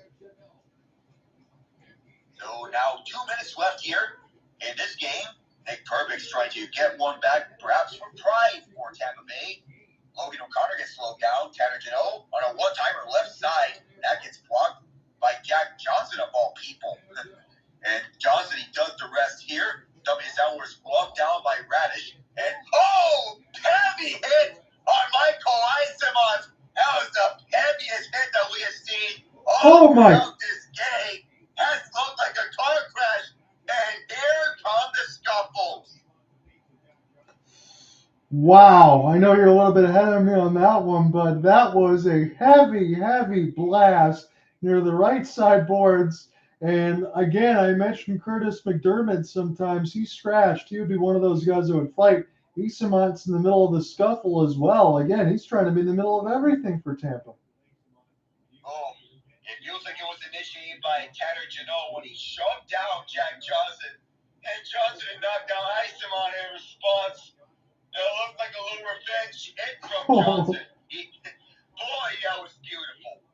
That's good to see from these two teams. It's some physicality that you wanted. That's kind of a double reverse hit on both sides. That was good and clean on both, and that was a lot of fun to watch.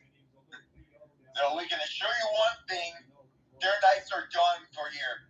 They don't need to continue on here because this game is all but done. 4-1 is their scoreline here in favor of the Avs, and Brandon Hagel, he wants the award with the Ryan Gibbons. And Alec, admittedly, don't have the schedule in front of me for when these two teams play again, but if it's a day that you and I can both work, I think we might have to pencil it in and see what the finale of the regular season is going to be like. Scoreline says one thing, and I know Colorado's been completely dominant as Hagel is going into the dressing room now. But man, this game was a lot of fun to watch, and it was fun to see Colorado's skill and defensive prowess showcase itself on the ice today. And to shut down the Lightning entries the way that they have is once again showing that the Avalanche have one of the most underrated defenses in the league. People can talk about the Boston Bruins or the Carolina Hurricanes or the Dallas Stars or the Vegas Golden Knights. Do not sleep on the Avalanche on their defensive prowess. Now on the entry, Cogliano goes around. He was looking for Kiviranta. And Freddie Olofsson gets knocked down, and so does Kiviranta. All the scuffles continue on here, even his third period. This long shot goes wide. They don't need another goal here because this game is all but over. But another one really wouldn't hurt here for Colorado, if we're being honest. Final minute of this game, as this gets shot right down from the red line.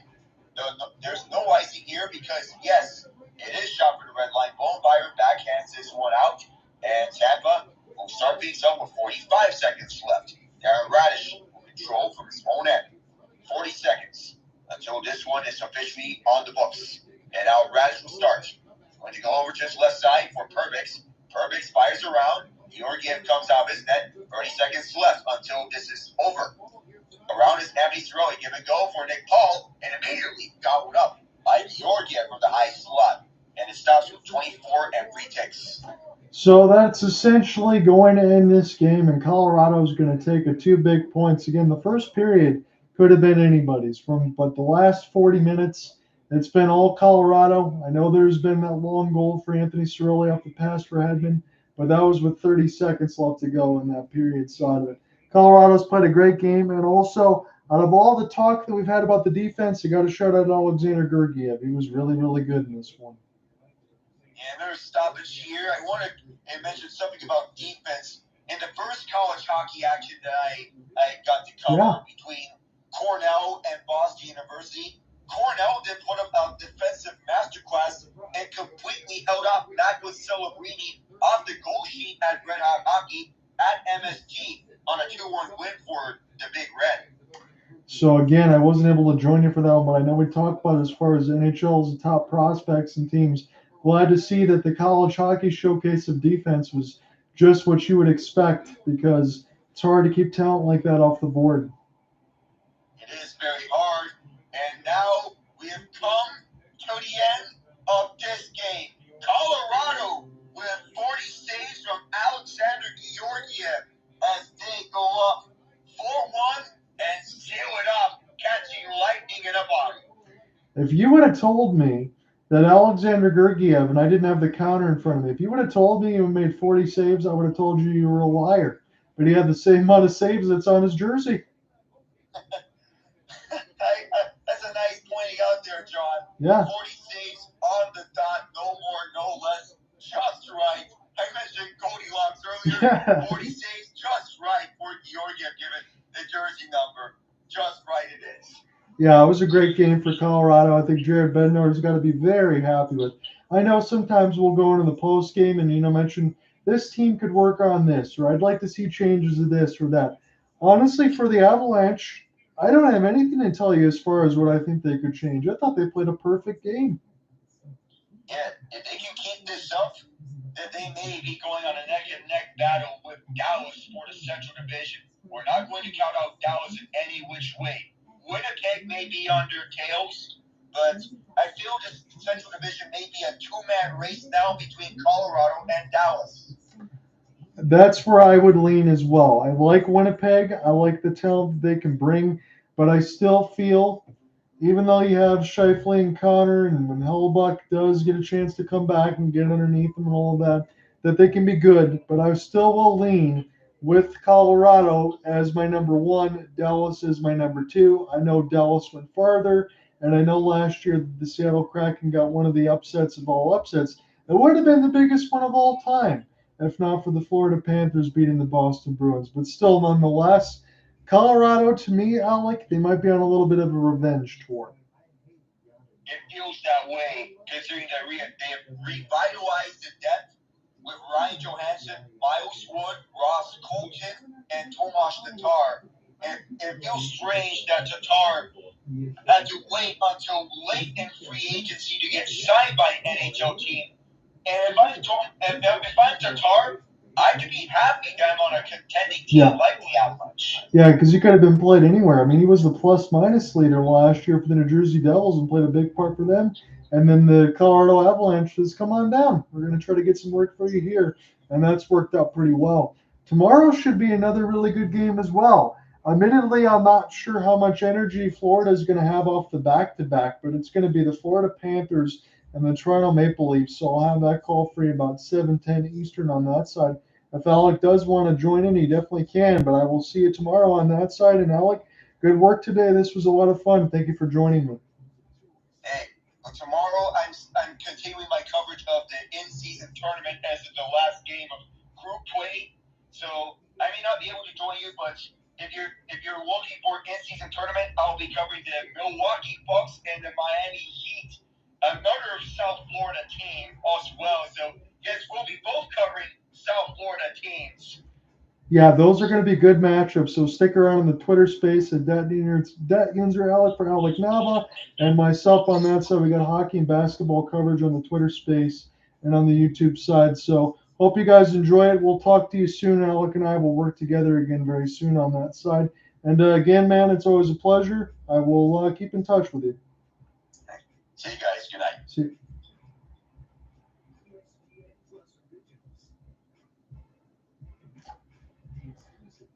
Hope you had fun on the YouTube side. I will see you tomorrow, everybody. The Colorado Avalanche, they take a good, convincing win over the Lightning. They win 4-1 at Ball Arena.